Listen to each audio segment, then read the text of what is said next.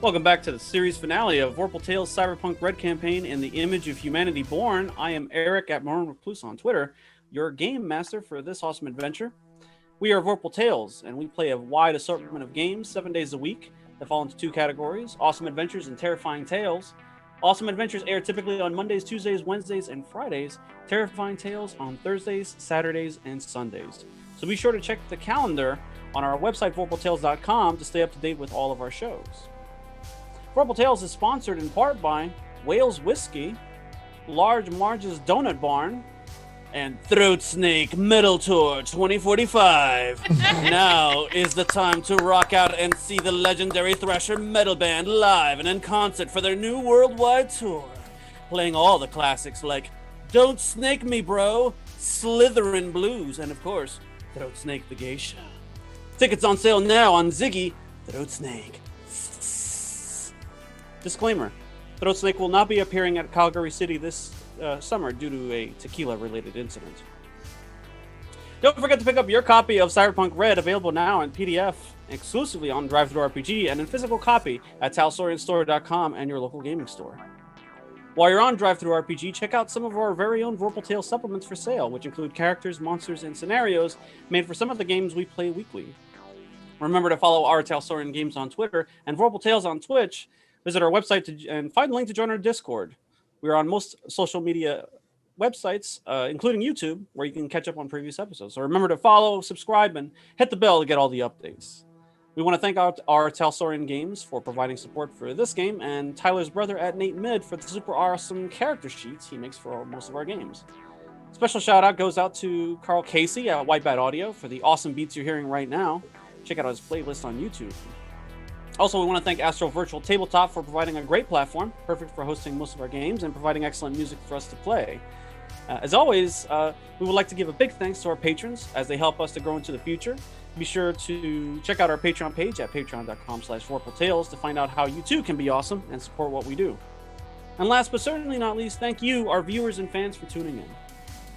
Edgerunners, tell the good people who you are, where they can find you online, and who you will be portraying this evening. Beginning with Steve. Hello, everybody. I am Steve, he, him. You can find me all over the internet at Voodoo Arcade. And tonight I am playing Tara, the builder tech person. It's the last time I'm going to say that. Oh, bittersweet tonight. Who's next on my list? Ever. Hey everybody, I'm Ever, recovering from Eric absolutely slaying me with the throat snake thing. Sorry.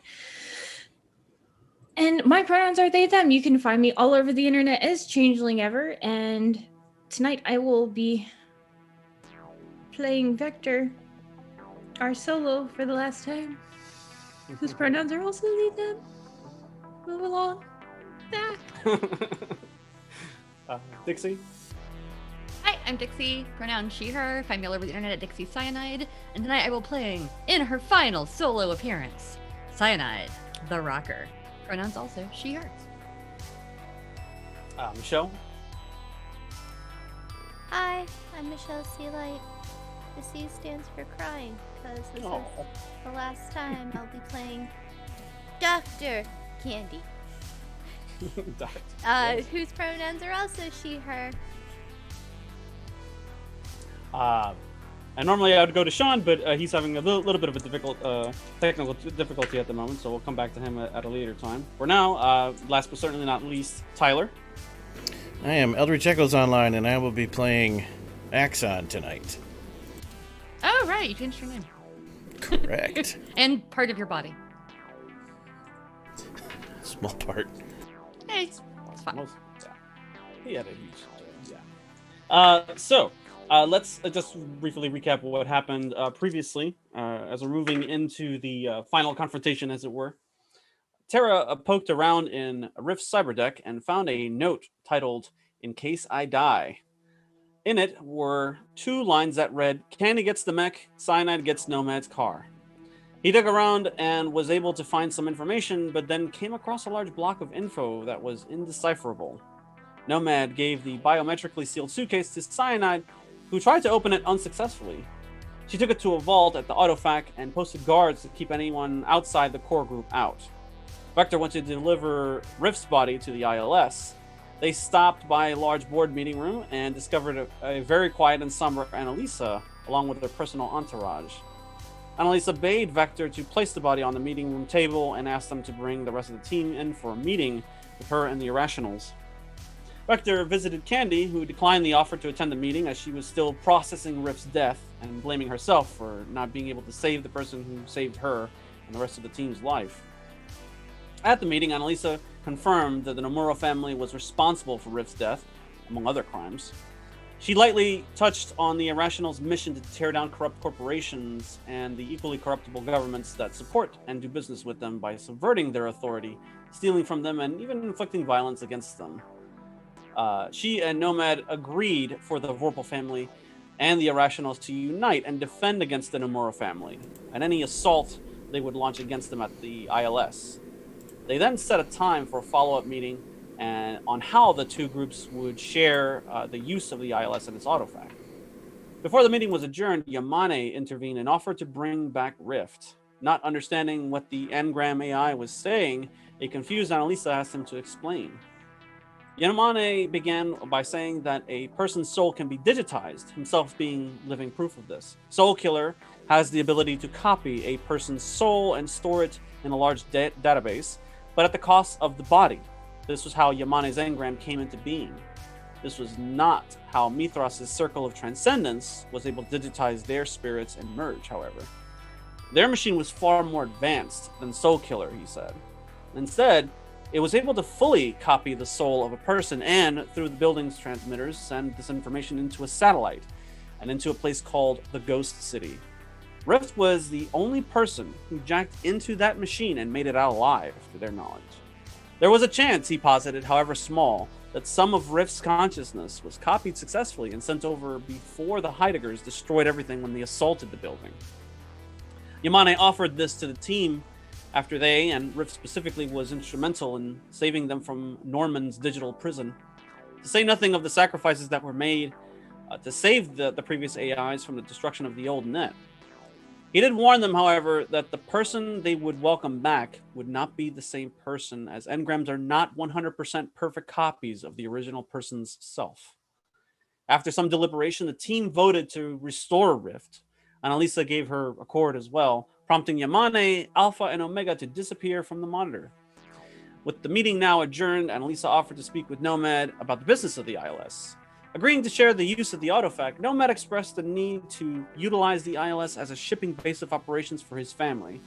Annalisa agreed to the offer and asked what Nomad's team would need from the ILS, confessing that she believed their interests would conflict. Cyanide expressed that she liked shiny clothes and fast cars and money. Annalisa grimaced at the shallow thought of money and material things being the highlight of someone's life. After correctly identifying Cyanide as the one with the memories, Annalisa proceeded to express to those gathered that she and her organization stand opposed to the very concept of money and corporations. She then proceeded to tell a story about her own earliest memories. She talked at length about how corporations were the ones who had influenced the government in her country to oppress and kill innocent people who simply wanted to organize and live a better life. The story proved to be a small window into the origins of this particular chapter of the Irrationals. She went on to explain the reason she did this was to prevent anyone from ever experiencing her pain again. Cyanide interrupted the tale and began accusing Annalisa and the Irrationals movement in general as agents of chaos, without a plan or a cause. Annalisa pointed out that Cyanide was not part of their movement and thus had no business knowing anything about a plan. Talks devolved and Cyanide called Annalisa names and telling her to leave her ILS. Annalisa found this amusing, though her guard balked and began fingering their weapons. Nomad diffused the tension and contended to continue the conversation with the revolutionary leader at a later time. Annalisa waved and smiled. Before too long, the autofac sprang to life and began manufacturing a new being. As the team sans Candy gathered outside, they watched this person emerge from the autofac and identified them as Rift. Axon, he corrected them. Used some of his many new cybernetic upgrades. A reluctant Candy was coaxed into viewing Axon through Vector's agent. Terra asked Axon, "Are you Rift?" 86.5% identity, 27.3% physical, he replied.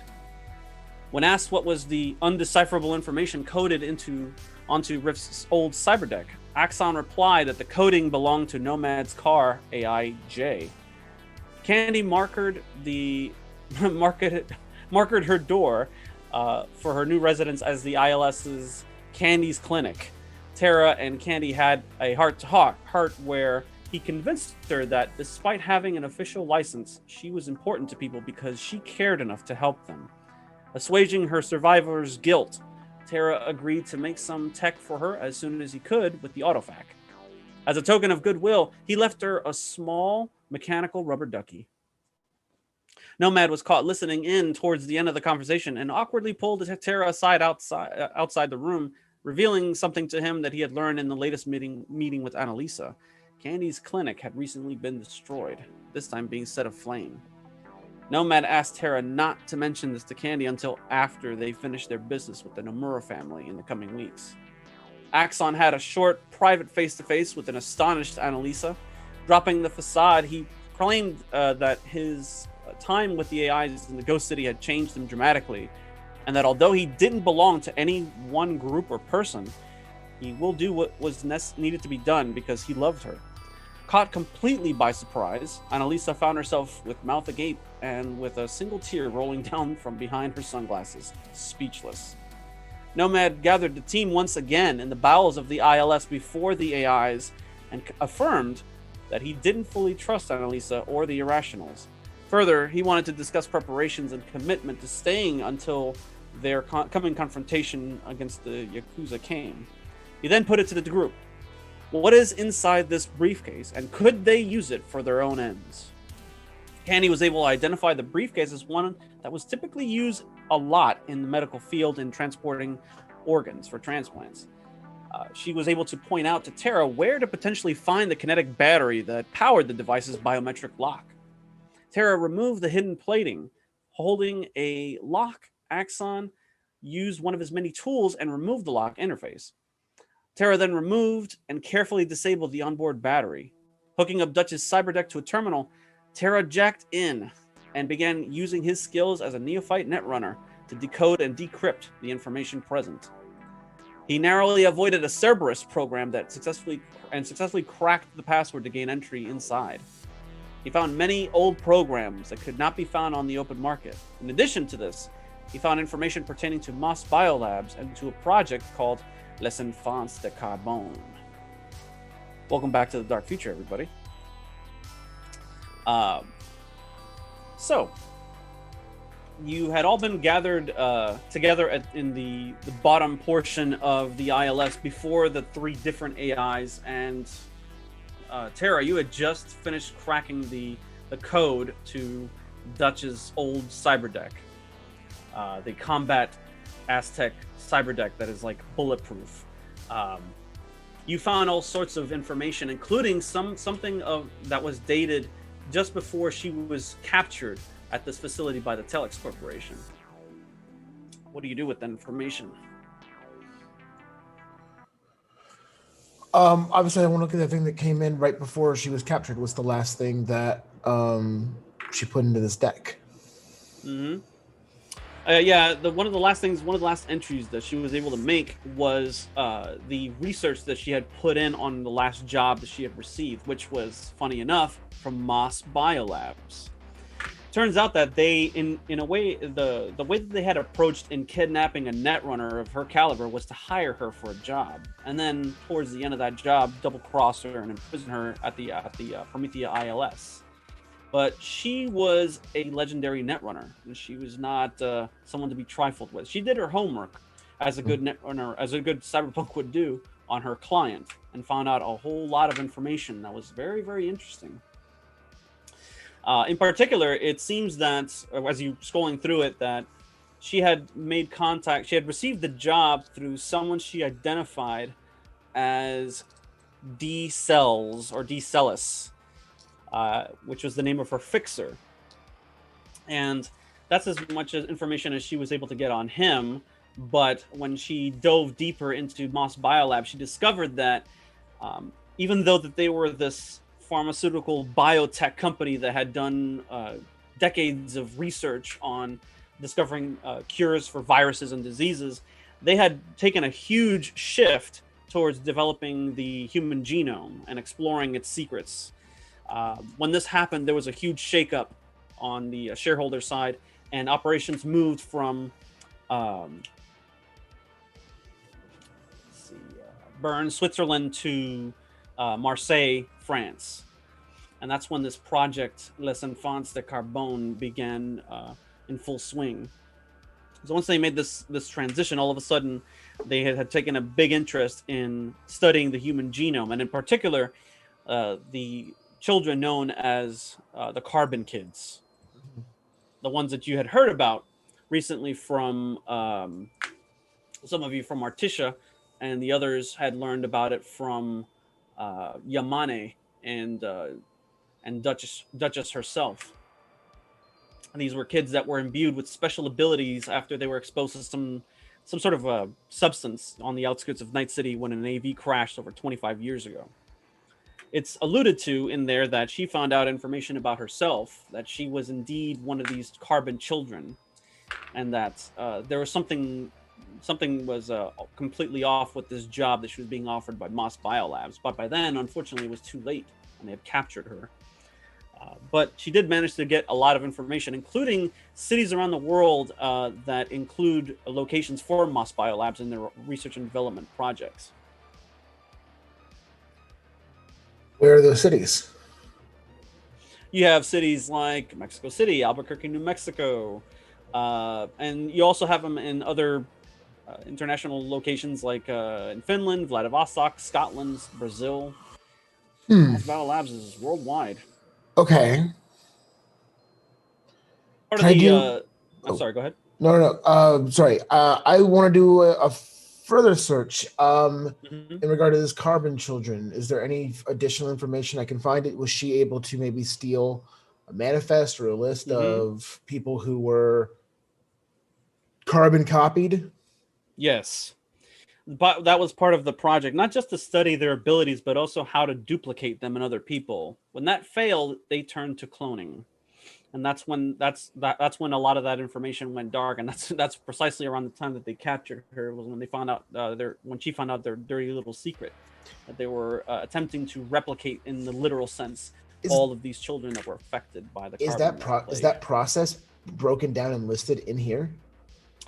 Yes, there are several documents in here that go into detail. This is particularly why they came after her. I know some of this might be beyond me, but is it possible that the combination of this cloning technique and the Soul Killer program, you could make a new body and then rip a consciousness out and put it into that new body? Hey, I'm taking this very personally right now. So that's theoretically, yes. Theoretically. Oh my gosh. I know what Tara wants to do. Sure. Okay, so I'm like AR'd in, right? We said that I have got the. Can I still interact with the world around me in any way? Yeah, you can just kind of like you can take off the goggles or like put it on standby mode, and then just the visor will sort of change color and it'll clear up, and you can actually see everything around you normally. I'm not like ripping myself out. No, you're safe. Out. I'm not going to take all the black ice damage by. No. Okay. This isn't an architecture in the sense that, if you jack out suddenly, you're going to get damaged or whatever. There was just a guard dog in there to program to fuck up your brain and kill you if you fucked up somehow. All right. Okay. So I'll come back out and I'll kind of just, put it on standby and just, I've got something.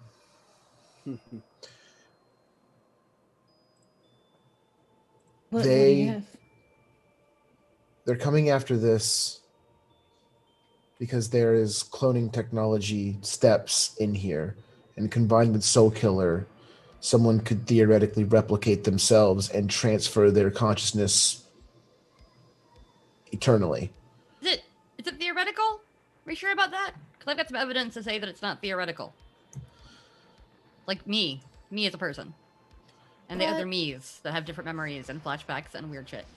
The whole process is actually in those files. Just to kind of butt in for a second, it does show that despite the fact that when they cloned somebody, they weren't able to copy their spirit, so to speak, because they weren't using Soul Killer to do that. What they were doing, however, were exploring plans on using implants, fake memories, to program the brain, so that you don't just have like this lifeless shell that is like made in whatever age they wanted it to be. Do we know though? But I mean, Cyanide. We don't know for sure what the process was with Duchess to you to whatever. We know they wouldn't fuck with my memories and stuff, and we know that there's like lots of me out there, at least 5 or 6 that we found. It could be very well that cyanide was the experiment. Or just to the see most if it recent one. works. As far as we know, I haven't met any younger than me, but there might be one out there. Right. This to me seems like a very specific one person wants to live forever, not flashbacks, not new body, new consciousness, new body, old consciousness. Someone wants to live forever. The moment you say that, the initial thought comes to the looming danger on the horizon. The Nomura family patron, Gendo Nomura, that happens to be dying. So here's my suggestion, but I won't do it without talking it through with you. I say we destroy everything in this deck. What about people you would want to keep alive? Great thinkers. Aren't meant to live forever. No, but if there could just be another one, that'd be cool. Like the psychosis problems that would occur with an eternal life, just that doesn't like the eventual just wear on the mind and the body. Well, yeah, but think about person who cures cancer, right on the verge of another breakthrough. Give them one more little 10-year cycle, and they can cure a different thing. That would be good. That's for the good of the world. That's all I'm saying. Also, I But- wouldn't have minded having a, Bowie 2.0. Do the benefits outweigh the risks? This is one of those wrong hands, right hand situations, and who knows what those are. Nomad is just kind of like, are you sure you want to get rid of all that intel, Tara? I mean, surely we can use that for something. I'm sure we can. I'm sure a lot of people can. Like, if I die and you make a new me, I'm cool with that. But I'm like, sure you would be. Wouldn't you want to be alive again? That'd be cool as hell. Look at Axum. Axum? Destroy it. So you don't want to be you? This should not be something that happens to everyone. Not everybody. Once again, selective cases. so Maybe how you do have we know to- this isn't going to turn into the highest bidder gets to live forever type of shenanigans? I mean, I'll probably do that too because the rich are fucking terrible. But Yeah. Not once again, everyone, you benefits. say? Who gets to decide? That I don't know. Not me. I'm not nearly smart enough for this. I'm just putting it out there. You think That, there's a human alive on the planet that should have that power? I think there are people who died too soon and could have contributed a lot more to society had they been able to, come back around with their memories. Yeah. I don't disagree that many people die too soon and tragedies exist, but this technology would not be used to bring those people back. No. Why This not? is We don't know where it's going to go. It's up to us right now. It's up to us right this second. You are making broad assumptions. it's up to us right here, right now, to destroy this so that it doesn't fall into those hands. No. You so said you that were the bringing coming it to the storm. group, and now you're saying we only have one option. So we don't if you're bringing it to the group, we don't only have one option. I am voicing my side of it. So yes, I'm listening to everyone, but Tara's side is that is the correct choice to make. What if you had a child and they were 14 and got hit by a car? Would you want to say I can't have that child in my life now because I didn't want to back her up? Or would you Yes. say that's just the way of the world? Bad people could get it. I don't want to listen to you. You have like 2 humanity. But no, Seems like you don't want to listen to anyone. Does nobody else think that we could, like, help people Much as who shouldn't die? Like as this. much- We don't have the power to protect it from everyone who would come for it. But is it worth losing all those people before their time just to save it from 1 or 2 people? The That's argument is weird. irrelevant when we're dead and the next corporation takes it from our corpses. Even if we survive this insane person, there'll be more. Larger ones. More tanks. More soldiers. I understand that, but you're talking about doing something incredibly selfish that could be used for the good of many people. Why does no one see this but me? I'm seeing wars over this technology. Leaders, governments trying to keep. Well, what, one are you person going to put it alive. on the net and say, hey, we've got this technology, come and take it from us? Or are we It's- going to try to be selective about it and figure out how to use it for the best? I'm not saying that we dump it on the net. I'm saying that we fucking talk about it and don't destroy it out of hand. We're not putting it on the net, but the word's going to get out eventually. Who Always in will. this room is going to tell them? No, I trust all of you, unlike you, Amora apparently. family, cyanide. It's They're no one not in the- here? they know about They it. know about where this. it They're is. coming for it. They know that this information exists. They just don't have it in hand. All right, so we Their wiped them Papa out. Arasaka knows about it probably, and if Papa Arasaka knows about it, they could put a million Eddie bounty. Wow, I can't speak. I'm so frustrated. They could put like $100 million Eddie bounty on all of us and send so many netrunners, so many cyber. All right, okay, after fine. us. Nope, stop it. We'll be fucking selfish. Next time that one of We're my not friend's being kids gets selfish. killed in the road, I'll tell them that we could have saved them, but we didn't. Cyanide, So I think you're not thinking I- rationally. Would have given anything to have my family back. Cyanide. Same. You Candy touched on something interesting. The process is there in form, but you don't have the technology to do it.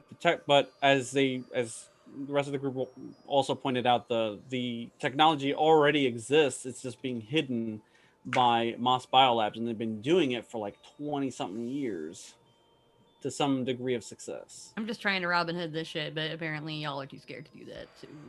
We're not scared. You are scared. You just were talking about bounty hunters and bounties and stuff. I'm You being clearly aren't thinking rational. about people's lives. I am thinking about people's lives. You know how many Ours, people our are gonna lives. die trying to protect this if we keep it. The people who have died because we had to because we were protecting this. Nomad's entire family. Alternate theory. My clinic We at destroy it. They don't believe us. They're gonna kill us anyway. Which But- shows that it's not just about us. But it is just about us, because once they kill us, then we'll be dead. They'll figure out we don't actually have it, and nothing will have changed except they will still be out there, and we'll be fucking dead. So if y'all And- want to be selfish, I'll be selfish with you. And They then won't have the program. information. I know, but what if we don't die and instead fight back with all these other fucking people that are here to help us defend this goddamn ILS? We have a fucking fortress. We have a goddamn mech. People are here for revenge. The thing that Candy touched on actually was the fact that Arasaka, like, what if they find out about it? To your knowledge, they don't actually know about this yet, because from what you understand, the Nomura family are the ones that know what's in that suitcase, and so far they haven't told anybody, to your knowledge. Which isn't to say that they wouldn't be able to get Arasaka's backing on it. It just depends on how much they're willing to divulge to them.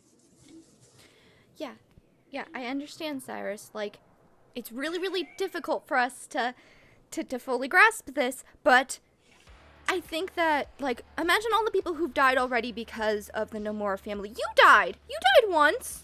Yeah, imagine that he wasn't dead anymore because we did this thing and saved his Okay. fucking life. Then he could be How here can you helping us digitize- defend stuff how against the can you Nomura digitize family. something that's brainwaves aren't even functional anymore? You Hmm. need to have a you need to have a whole piece of paper in order to make a duplicate. And if that piece of paper's ripped, you're gonna copy the rips. If This that is piece the of paper's Star Trek ripped- transporter problem, and that has been argued by nerds for like 200 years, and it's not interesting anymore. Well, no, what I'm The saying, you need to have an original in order to make a duplicate. We don't have originals of some of the people that we've lost. Right, but we would if the technology was something that, like, we were using for the good of people, because we would back people up. So you're trying to say, let's bring back all these people that have already died. We can't bring back those people who No, have but in the already died. future, I'm saying we could. I'm saying if we had to stick already, Cyrus didn't need to be dead this whole time. Could have brought him back the next day. Bing, bang, boom, doing great.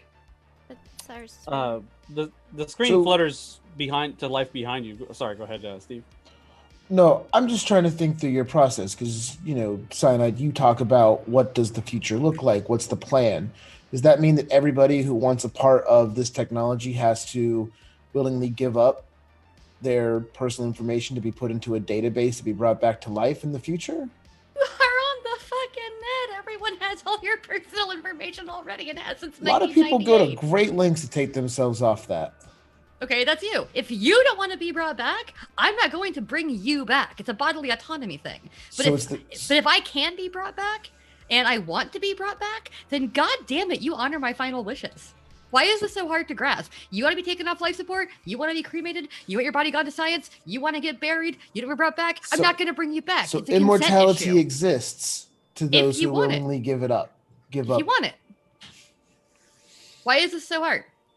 Yamane manifests on the screen behind you all. Like, he's obviously hearing everything that you're saying. It's like something like that. It's like, yes, it can be used for great things, but it could also be used for terrible things as well. And it's like, I suppose the question you have to ask yourselves is, are you willing to take that risk? Use typewriters for evil as well as good. You can use guns for evil and good. You can use swords for evil and good. You can Of use course, but we're not talking every about kind those of things. medicine for evil and good. Why are we going to throw away the fucking tool because we've decided that it's evil at its root? Is there such thing as an evil tool at their root? No, but he's like, I'm talking to the But group. this No, is- I'm still yelling at the group here. Like, should we never have had aspirin because it's technically possible to overdose on it? Should we, never have developed, like I said, typewriters because Hitler used one to write Mein Kampf?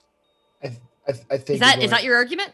I think these are some non sequiturs you're coming up with. These are nowhere near related to what we're talking about in regard to the scope of immortality at a corporate scale. Who says we have to give it to a corpo? It's ours right now. We can decide who gets it, and we can decide to give it to charities. We can decide to make it a grant. We can decide to make it not profit. We can decide to do all kinds of fucking shit with it that you were just not contemplating. It will not stay ours forever. Consider when it is no longer ours. Oh, okay. So as long as the good guys have guns, that's okay. But once the bad guys get guns, that's bad. Even though, who they are is a very big gray area. Should we choose to keep this, I would defend it for the rest of my life. Yamane poses the question: would you give it to a university or a different foreign government? Would you give it to your own? Who would you give it to? I personally would probably want to keep it a nonprofit for people who lost people ahead of time.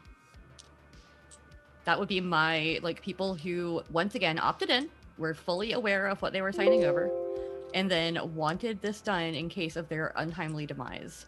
I don't know if we should use it to extend lifestyle, or like lifetimes. If you die at 90, you're dead. But maybe if you die at 40 and you're in the middle of a scientific breakthrough that could change the world for the better, then maybe, yeah, you should get resurrected.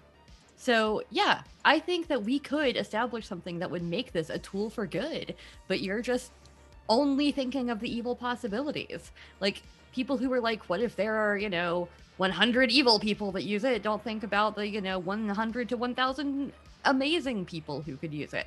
What if a person dies who could go to invent things that made us not need, any kind of energy problems ever again?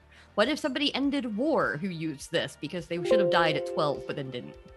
Cyanide, how would we decide at what age you cut off the privilege of using this? That's for us to figure out afterwards. We can't just destroy it right this second without considering all the possibilities. The Murrah family is going to come. they are going to attack us either way, whether we destroyed it or not. I say that for the time being, we lock it up and talk about this after we have kicked their fucking asses with cooler heads. As if locking it up has worked before. It has, because no one's gotten to it until just now. So clearly it worked just fine. It worked when they killed all of Nomad's family. Guess what? They still didn't get the fucking thing. So it's actually worked great. I don't know what you're talking about, Candy.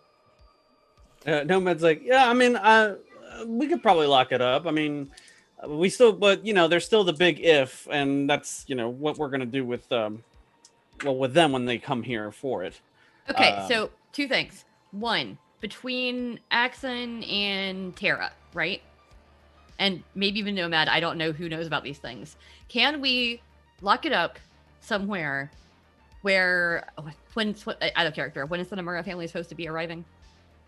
Annalisa and the AIs are saying probably a week to 2 weeks because they're gonna need a lot of preparation to field all the personnel.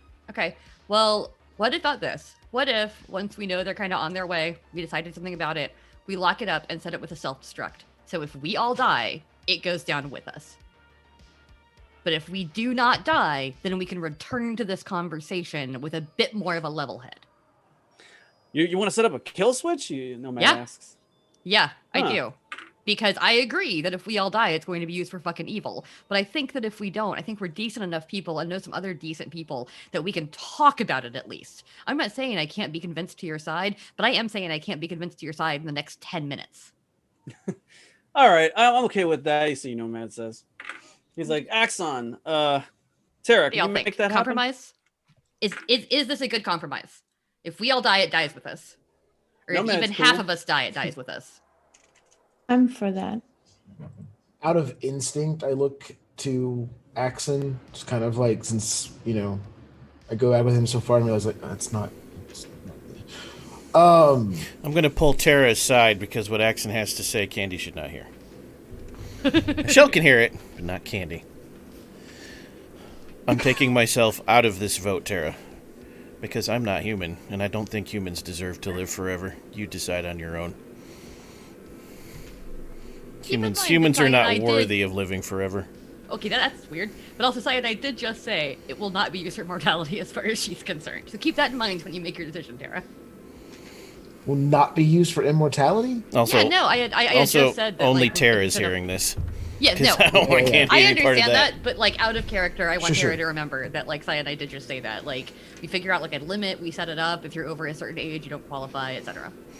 There's a natural order to the world, Tara, and the whole situation this entire planet is in is because we constantly try to break that order. Where's the line?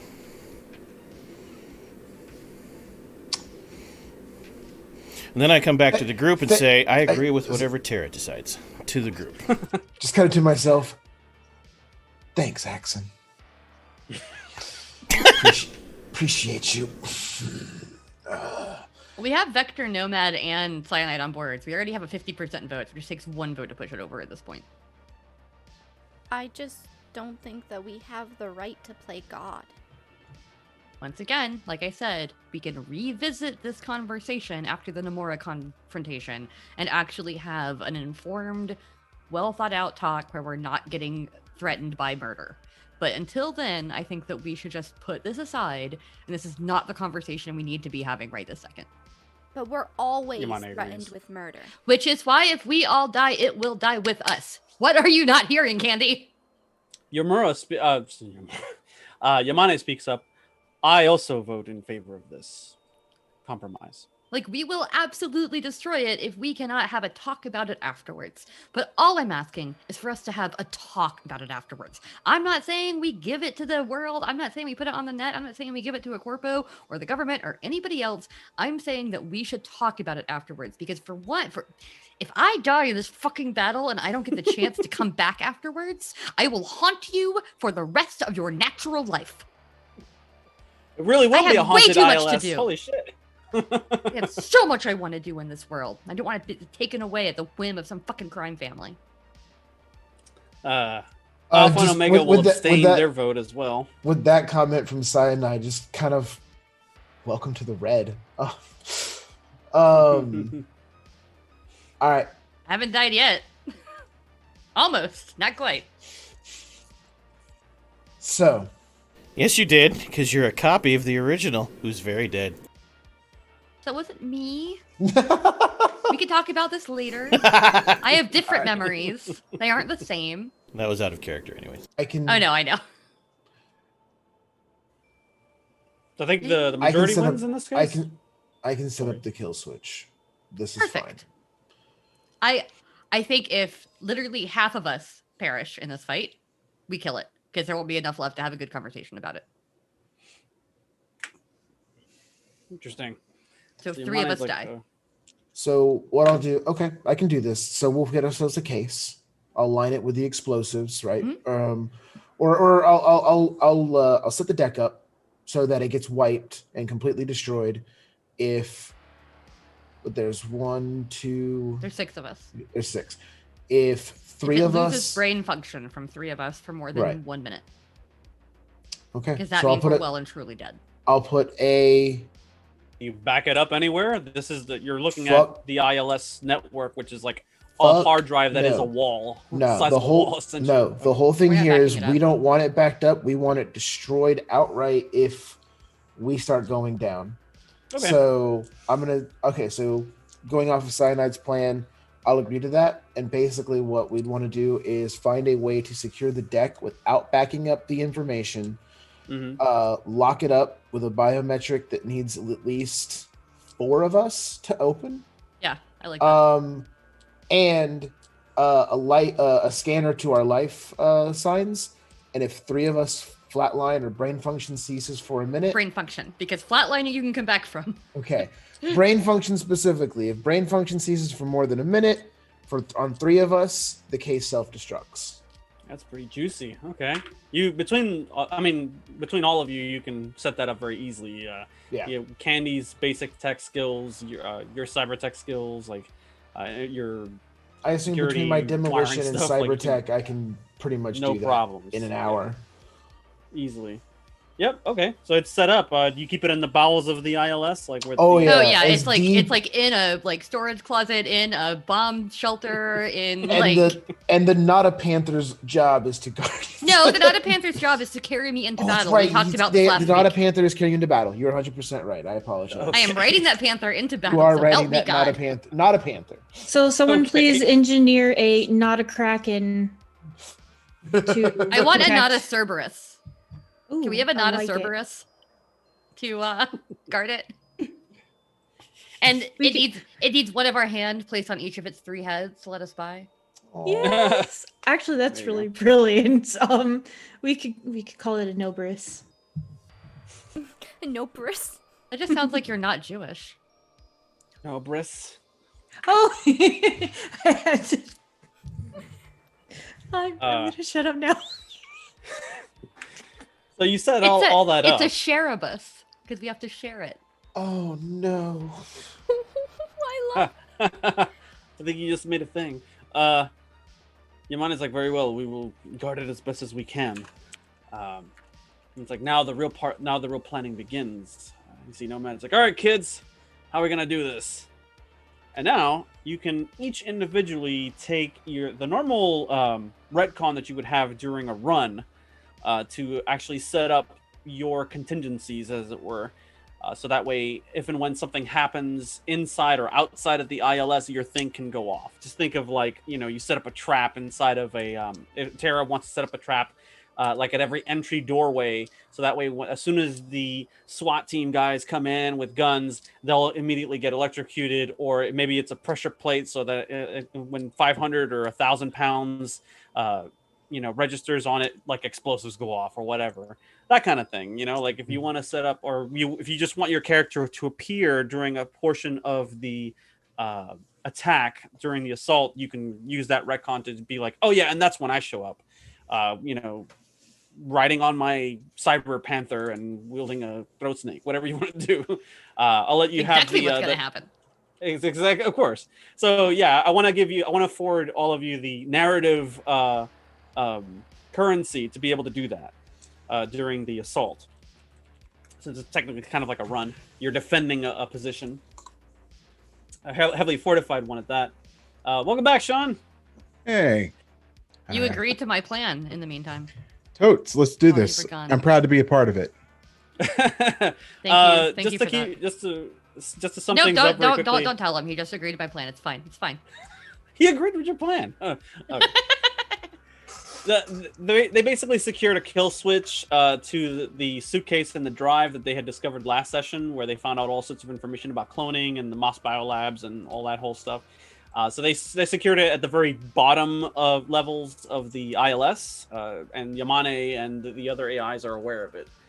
Okay. So you've set up like a sort of a kill switch. Like if too many of you die, like the whole drive is wiped and nobody does anything with it. And I was just getting to this portion where you all individually set up like where you want your character or your plans to come into play during this attack. Who would like to go first? Oh, we betray them now and not like in the moment when they could be really cool. Okay. You could do You that already- too. you If already have something have very mine. specific in mind. Yeah, no, I want to sit on mine because I have like 2 ideas and I want to see which one comes to fruition. Like I don't Oh, want to okay, like lock cool. myself into one, you know. That's fine. That's perfectly fine. You want to do it in the moment? That's perfectly fine as well. Very good. Cool. All right. Any one of you had very specific plans that you wanted to like go over prior to stuff going down? You have mine. Have they fixed my car? That's going to take the better part of a week. And my question to you actually is because you have, I think, 7 levels of moto, do you not? Yes. Okay, so that allows you to get like 6. Yeah, it allows you to get 6 upgrades. Right. I'm not counting the battle van in this. So you get 6 upgrades along with this car. They give you any random sports car you want. You can make 6 upgrades to it. So if you want to get the armored chassis, the bulletproof glass, the enforced bulletproof glass, a mounted gun or something like that in the passenger seat or in the back, whatever, you can do all of that. So take a closer look, see what you want to do with your new vehicle. You And, let seem me know to what be you decide. explaining it like it's not the same car. Well, sadly, that purple sports car was totaled. Although you can probably get it painted very easily now that your entire Vorpal family is at the ILS. They can be more than happy to, create whatever custom jobs you need them to do in a week. You have some time. You just I think he means he wants the car to be the exact same thing, except now it flies. That hasn't changed. Yeah. right. Well, you also have the information that you got last time from Axon, which is that Jay's 25% of Jay's Yeah, but that's going in the mech. consciousness will drive. Yeah, well, I mean, so it's up to you what you want to do with that. But yeah, and yes, you still have the mech, of course. You could use that to. We to very advantage much if you wanted wanted, as a group, Jay to go in the mech and actually operate it autonomously, so it doesn't need a pilot. That's dope. I'm going to pet that mech and love it like it's my own. I think you mean Jay, and his pronouns are he, him. Yes. I'm going to pet Jay and love him like a brother that I never had. Candy's gonna paint cute flowers on him. That's fine. I just want him to be like the mech from Borderlands, where he's got like hearts and flowers, and he's just a happy little deathclaw that just murders people. Candy's I'm gonna down for that. Whatever works for you. Candy's gonna build a giant candy cane covered in spikes that it can wield in its left hand. He. His pronouns are he, him. Any one of you. So it's already been decided. It sounds like Jay's inhabiting the Militech ACPA mech. And what are is there anything other specific that you want to do? Like either in the ILS, outside the ILS, anything like that? I would like to brush up on any skills Mm-hmm. that I have because bad player did not use the improvement points bad. Well, now is the time to do it. You have some time to train and to focus and to plan and to make contingencies, as it were. At some point during the week of the prep time, Candy is gonna go to Vector and be like, Vector, will you show me how to do the boop boops? Do you mean a palm uppercut or do you mean a punch? I'm confused.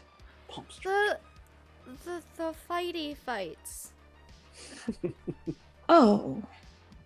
Yes. Okay. I have a playlist on my agent. It's just a loop of I'll Make a Man Out of You from the hit 90s Disney movie Mulan. No By music. Donny One version Osmond. where it's sung by Jackie Chan in the original manner. No music. Silence.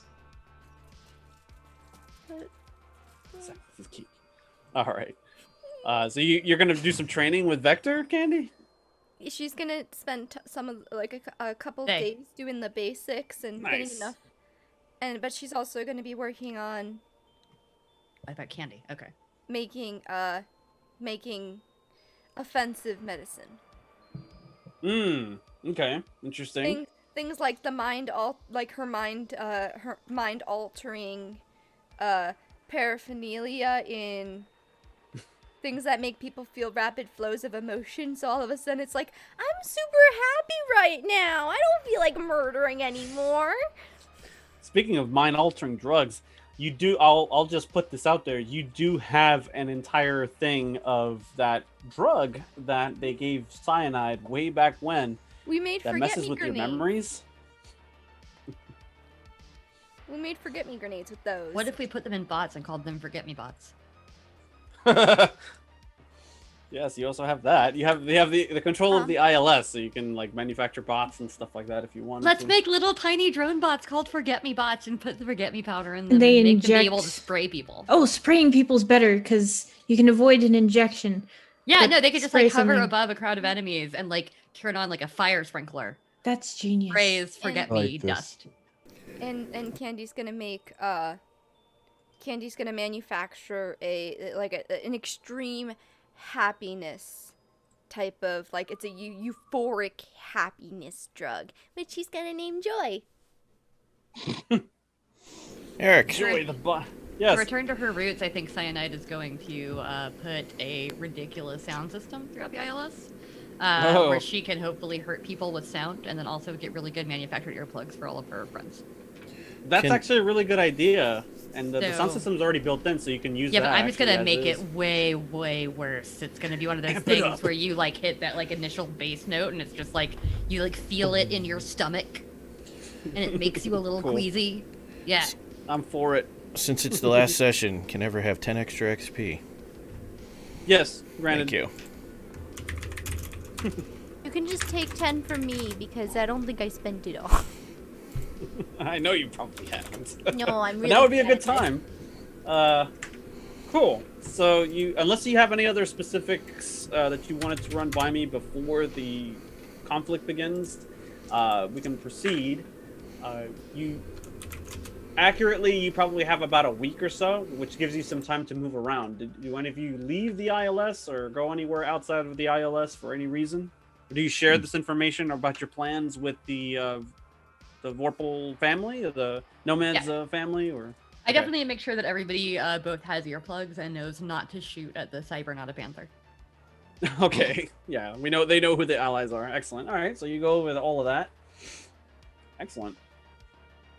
Okay, sounds like a solid set of I plans. Go ahead. feel like Tara needs to take this time to really do all the stuff that he's gonna do.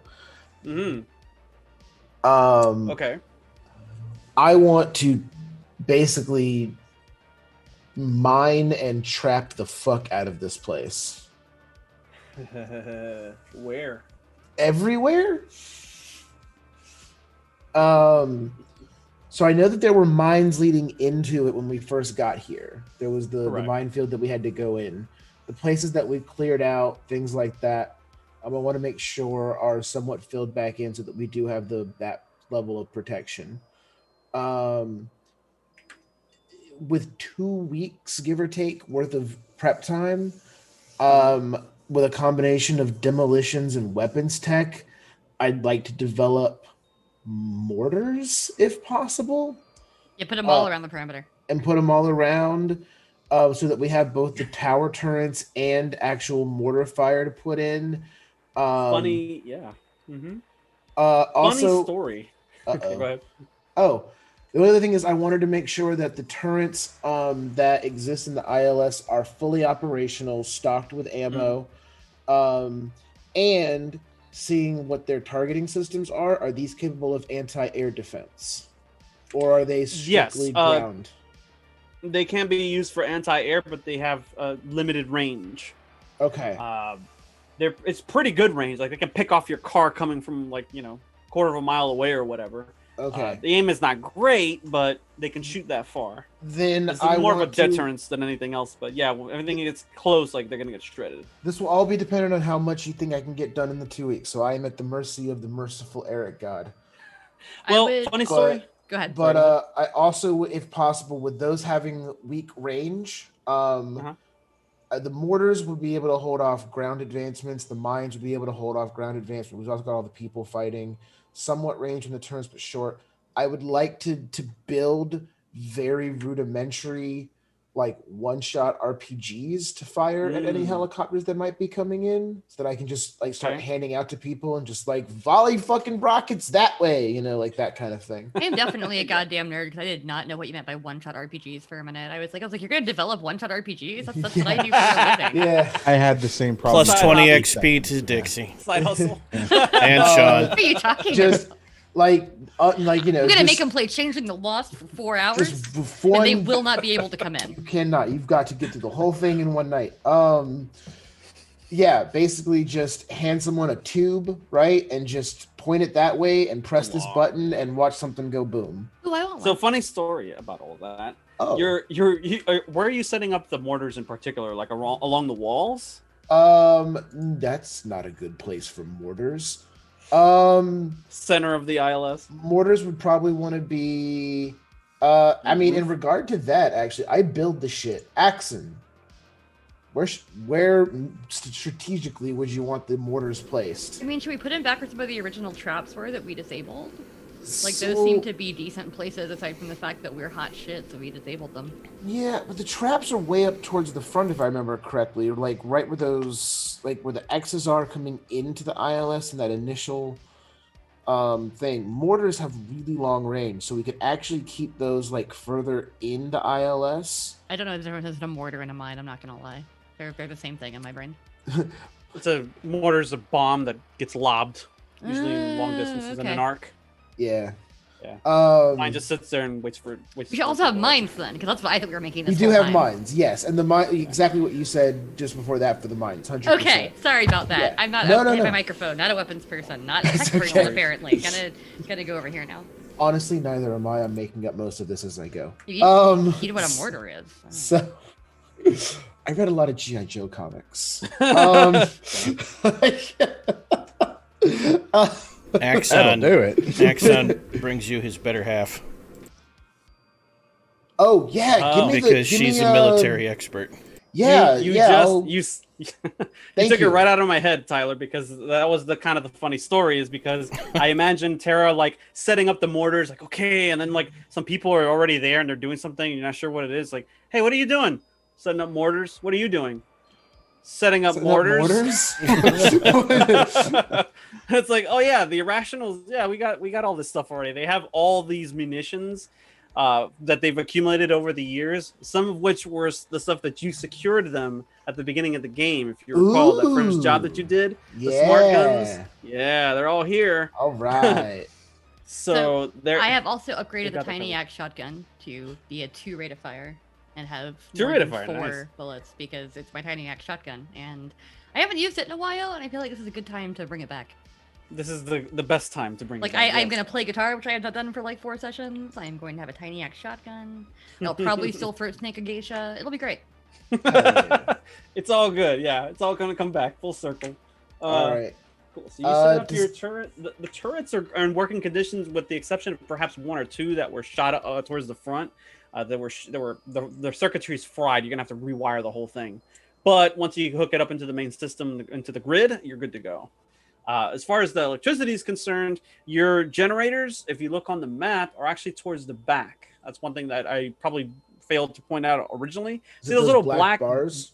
Yeah. Those black bars that are right to the left of this tower, which is in the upper right-hand corner. Yep. Those are your electrical generators. The Okey-doke. cistern, the water system, is way down deep, and it goes directly out to the sea because you guys are right on the coast.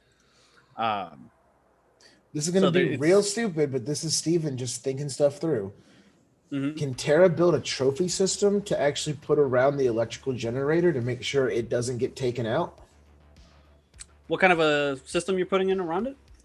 Trophy system, anti-ordnance system, basically. Something that would zap out an incoming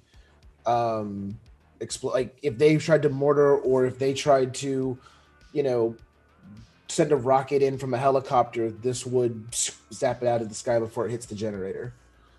Basically, something that's going to protect our generator from, slow-moving explosive rounds. Yeah, once or twice would be the most I would, conceive of. Okay. So then you're doing anti-air defense. Cool. Okay. Just jotting this down. Anybody else? Any other ideas or things you want to throw out there as your retcon, or do you want to save it for later? Candia is gonna try to talk to Terra Mm-hmm. because she thinks he's the one who knows the most about the ILS and its layout. All right. And go, hey Terra. Oh, hey, just setting up a mortar. What's up? So where should I be for this? Cause, not sure if you realize this, I'm a squish, but I'm also really good with this. That rhymed, ish. And also, do you want to try this? What's it do? I call it joy. It's Prozac. I'm gonna pass on that one. Nope. Okay. Prescription. I don't usually take things that make me happy.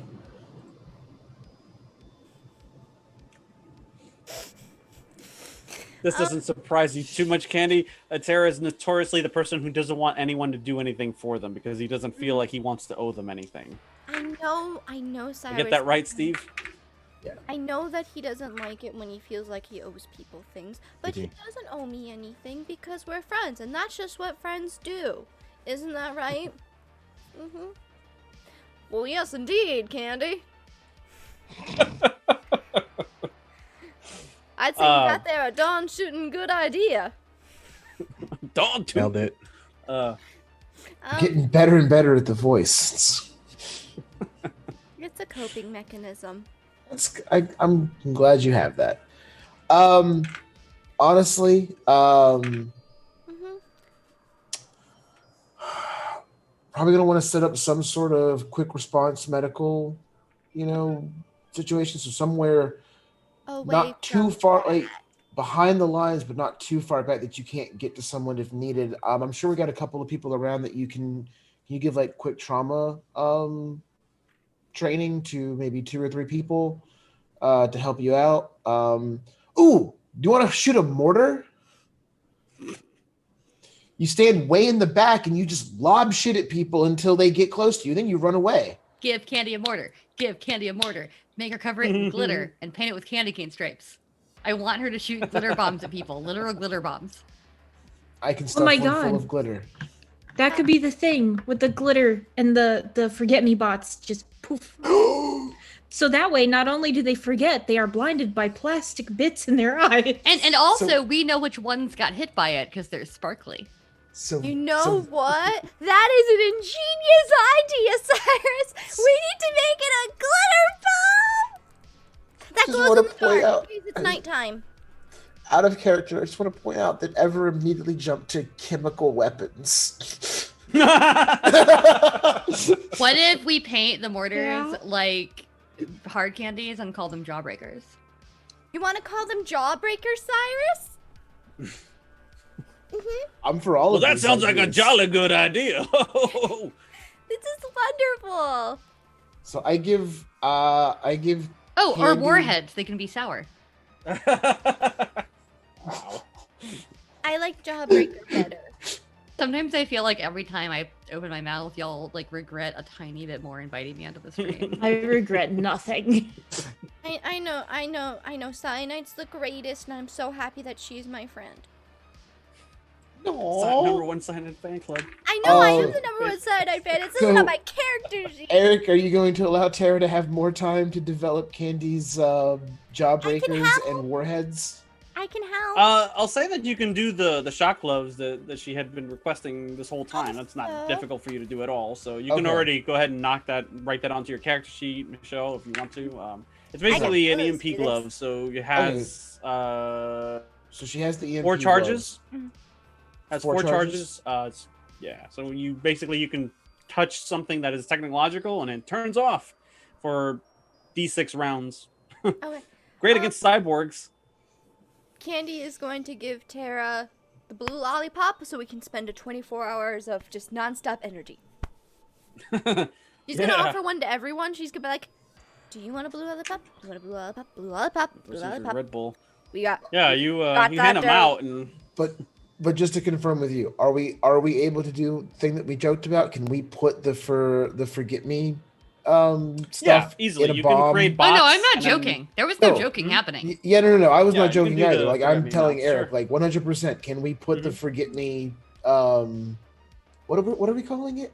The forget You'd me have to box. select forget me bots. how you use them because there's maybe only about 7 doses that you can get out of it that would be significant enough that you could package onto like an individual bot. So like you can have like a drone and then have that drone deliver that dosage and it can get like a group of people because it's going to be in aerosol format, correct? Like it's going to be Yes. dispersed through the air. So yeah, Yep. you can do that and it can affect an entire group, maybe like 5 meters worth or something like that.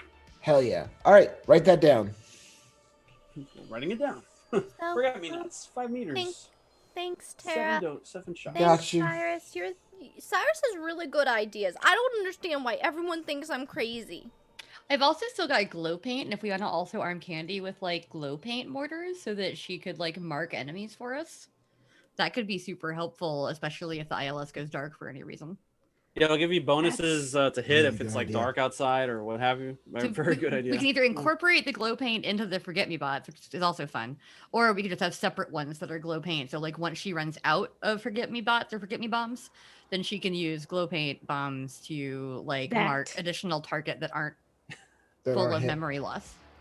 Yeah, one of the days that you're there, you see like just for shits, the irrationals and the Vorpal family get into like a paintball fight. So like they have like the the gear and they're like shoot outside like hiding behind cover and shit like that, and like they're training, but they're obviously having a laugh about it, gallows humor perhaps, but you get the idea like, oh, what if we could use the the system that it uses to you put in the little gas canister or whatever and it powers it to shoot, like we could use that, hook it up to a bot, and then it could just spray, in this case paint, Yeah. but you can do other things with it as well, and you Like can literally aerosol paint your glow enemy. paint. Yeah. Yeah, I like this. And then we can be stealthy and they can be glowing unless they get naked. And then they'd be naked, and that would also be easier to kill. Yeah. I mean, So, yeah, so no armor. out of character, I've realized that Dixie in a past life must have been some sort of war general or whatever. Or I maybe actually Dixie's just come love- back from the future. No, I just love like a heist or MCU type movie where they do ridiculous shit during fights, and so like I watch a lot of that, and so like I've had glow paint listed on my character sheet since session 1, Oh, and we used yeah. a little bit of it to mark the mines. That's But right. then since that, I'm like, what the fuck do I do with glow paint? And now I'm like, this is what I do with glow paint. Why not? Precisely. Yes. That's a brilliant Excellent. idea. Well done. Okay, cool. All right. So Candy is in her support role, and it's gonna be awesome. You're just gonna shoot mortars at people from a distance. There's gonna be one little you- flag that just says sorry. You are very Harley Quinn right now. You're setting all that up throughout the week. At some point, Nomad, your family pulls you aside and it's like, "Hey, boss, we got the AV engines hooked up to the bottom of the new car. What do you think?" And like they unveil it for you. They bring you into like the little bay where they're working on it and you see it's hiked up and it's like the perfect color of purple, perfect shade of purple. and it has it's got big thick tires and stuff like that on it, but also underneath are AV engines that are built in along the length of the car. This thing can do vertical takeoff and landing, which you could use because there's an actual place for an AV to be parked on top of the building. So you want to take it up for a spin? Warning. Nomad not found. Screens are no. disoriented. Oh no, did we lose Shawn? Yep. Attention.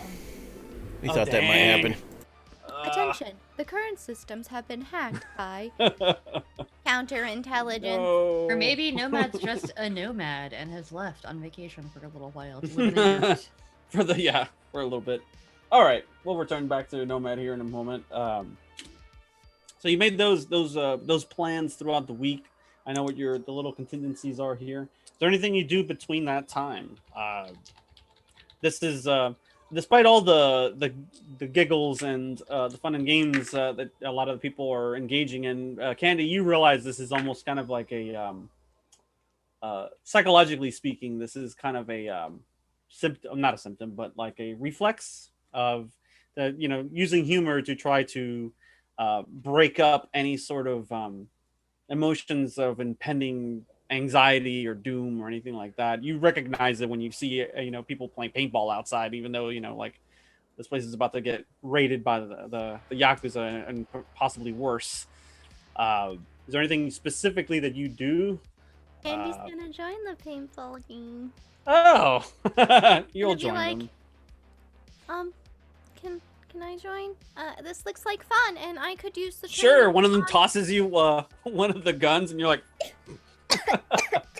got me good there. Okay, goggles on.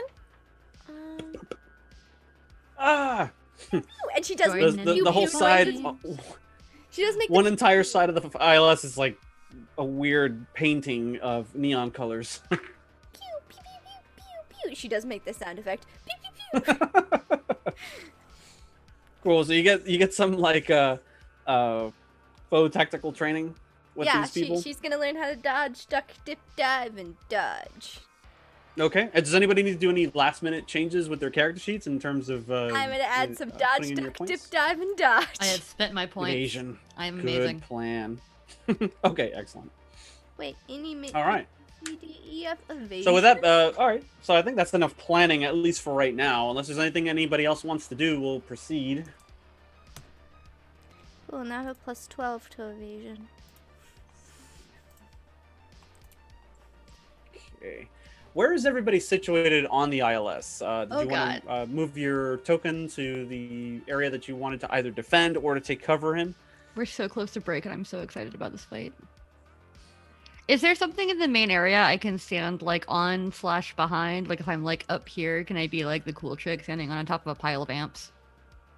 Yeah, so like that's the little security office. There's a similar sort of thing over here. Yeah, that's the little security office. So like you can, it's like Or I it's can like the stand size on of this. a trailer essentially. Like yeah, you can go in there and you can stand on top of it if you want. You can hook it up to its system and rock out there if you like. Yeah, no, There's a like tower I want to be also. up in the air so I can have that moment where I'm like up here, fuckers, and like, meow, and then they all freak out. Okay.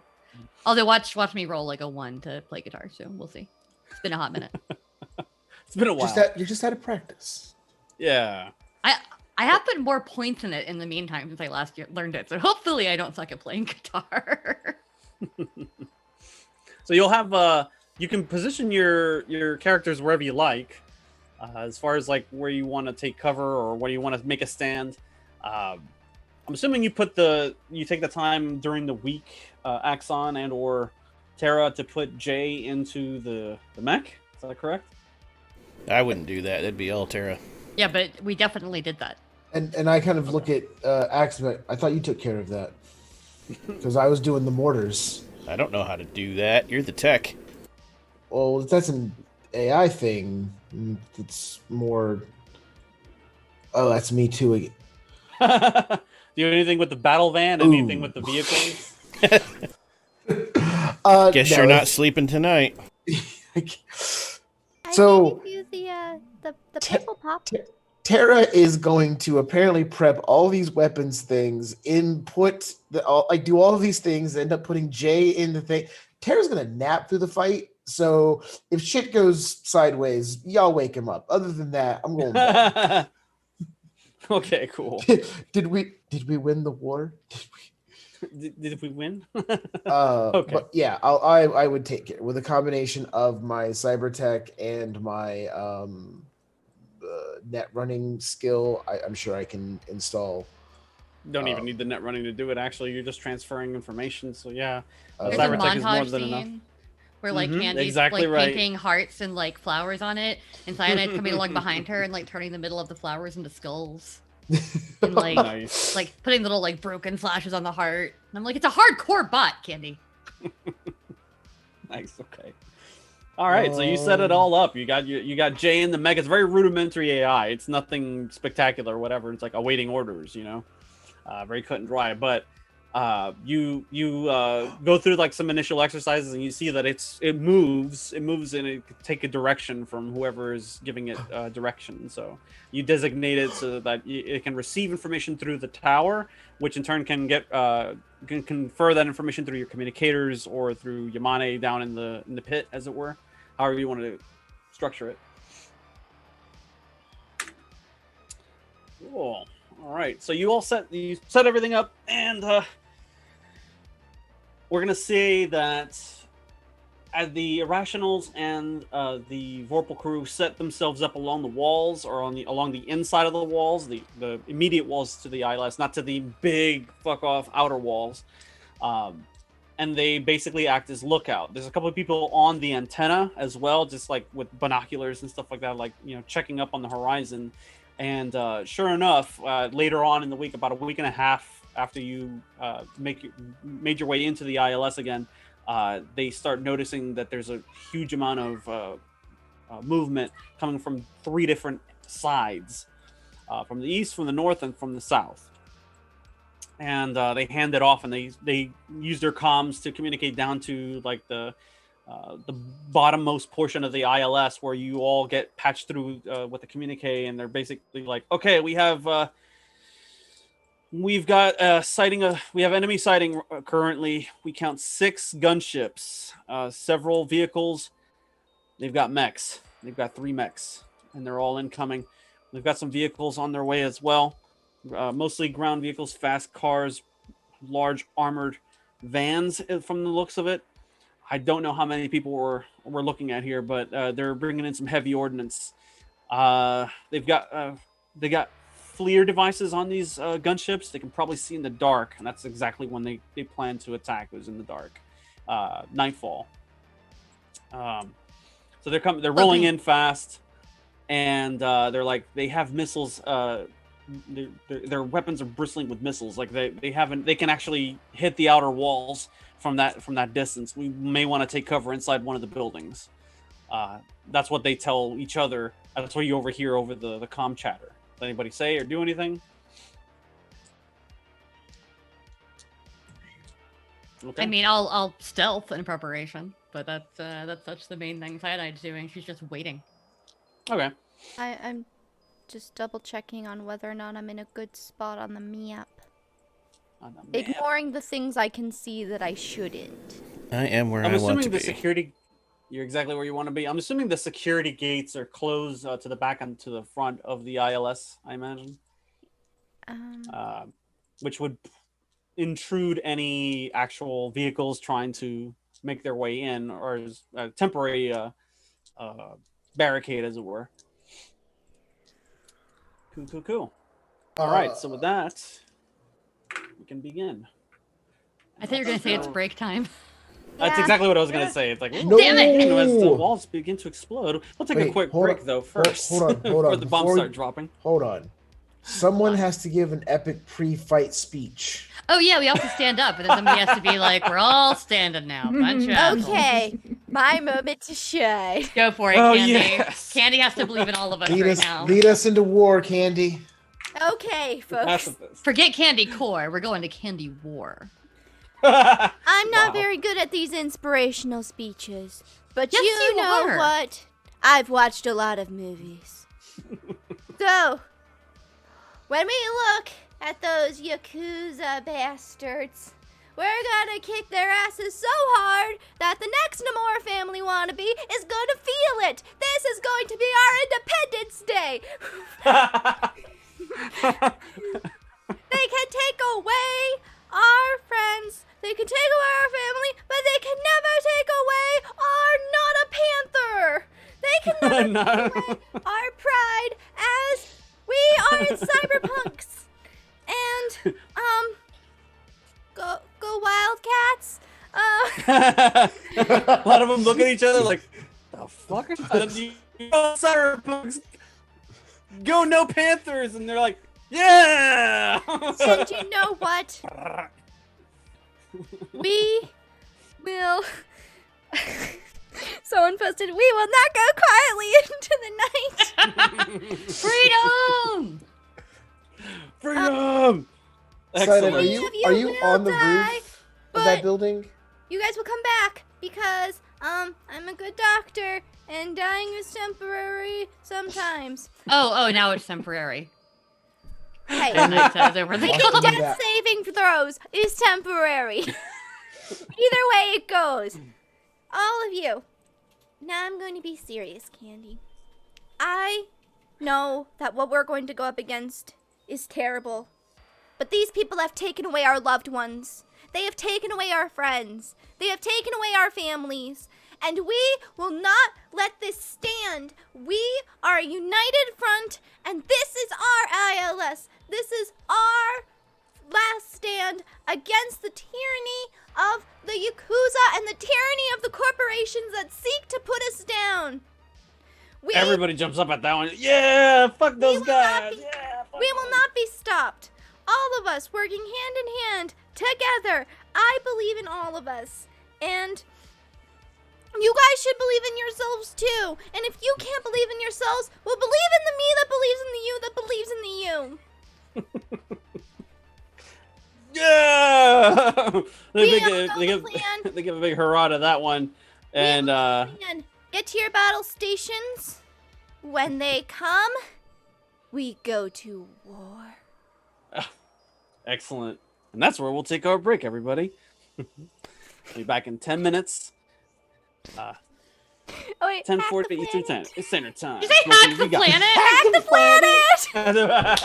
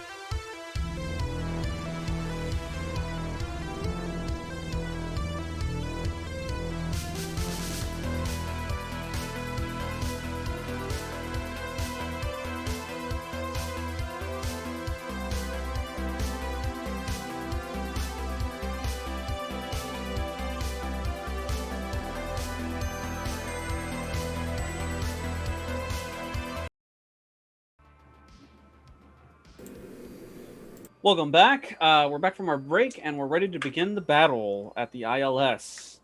All right. So, already rolled some things, or made some pre-rolls. Go ahead and make a initiative roll for everybody. Do you have a special supervillain track you uploaded for this? I saw you added a bunch of music. That's why I asked. I did. I did. You can add hardware. You can use hardware or enema. Okay, start with this one.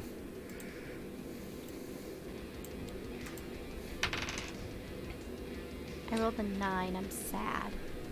Oh. I rolled a 16, but I didn't want to go first, so it's okay. It was 16? Wow. I did. I rolled a nat 10, so. Woo. First. Okay. I'm off to a good start. 15. I rolled a 10. What's the modifier for that? It's your reflex, I believe. 26. Shit. Your Okay. reflex is 16? Wow. No, I rolled a 10, which means I got to roll again. I Oh, got 17 before Wait, reflex. You got initiative? Because it doesn't give me a choice to do that for initiative. Yeah, you can roll again and then just add it to what you got. Bullshit. 10 add it. Yeah. Hell yeah. I rolled another 10. Nice! So I also What? rolled a 26. Wow. Okay. On fire. Okay. Those are my only 2 good rolls for the whole game. It's The rest is just Worth it. downhill from here. Yeah. I get to go first. You're gonna that's it. die, but you'll die first. 15 initiative for Terra. I mean, I think. And Vector, you both got at the same time. That's so sweet. Oh snap! Okay. Let's see. All right. Vehicles go first, which means the faster the vehicle, the sooner I'm on they a act in vehicle. initiative. Does I have You're on a vehicle? I have a motorcycle, remember? I got right, Nomad 5 excellent. now. On top of Solo. Excellent. silly question. All right. And Uh, my It's not like vehicle you didn't already roll awesome for your. my vehicle is individual the initiative, hyped up motorcycle. It goes faster than every car in the book. I'm also technically on a vehicle, and then I'm on the Not a Panther. How do I pronounce Rip's new name? Axon. Axon. Can Yep. Axon count as a Axon. vehicle now? Axon has a badass motorcycle for war. Judge Dredd. Yes. Judge Dredd sound nice. Okay. 18 for that one. Oh, plus. Oh, yeah, hold on. I gotta factor in some stuff here. 21. 3. Okay. Cool. All right, got my bad guys worked out. All right, so you hear all the comm chatter, Axon. You and Cyanide are some of the first to go outside of the. Well, actually, Cyanide is first, who's not on a vehicle. Axon, you're on a vehicle, so you would move faster than some of these cars. So you actually get to go first, followed by the helicopters, followed by the cars, and then the mechs go last. Okay. I Vroom, vroom. am actually on the big fuck off wall. So I will drive if I can grab my dude and not the map. Grab the dude, not the map. Grab the dude, not the map. There we go. Over here. And then take a flying leap off the wall towards the nearest helicopter. Oh my goodness. My Okay. entire arm will, the cybernetic arm will break apart and reassemble into a very large weapon, and when it does, it actually extends braces into my back. And I'll fire my railgun. You've got grapple? You got the grapple gun? I have the Killer? railgun. Ah, I see. So you've got the rail. You start, your arm starts like changing, and like the weapon slides into place. Yeah. All right. If you're gonna jump from the wall and grab onto the gun, one of the gunships. No. That's I'm gonna jump off Oh. the wall and shoot it with the railgun in midair. Got it. Are you jumping off the wall, going into the ILS, or away from the ILS? Away from the ILS. This is the last session. I'm gonna go through the flaming wreckage on the motorcycle because that's badass. That is badass, admittedly. All right, so you're like, okay, give me a roll. This is a, Jesus, what is this thing? This is technically an assault rifle. Heavy weapons. Souped up a second. Heavy weapons. Okay, roll heavy weapons. Lord. 31. You want to spend any luck? No, I'm good. Also, that weapon ignores the first 11 points of the helicopter's armor. Okay. Go ahead and roll your damage. I'm assuming that's going to be like a 66 deal 7. damage. 7. Wow. Okay. That was close.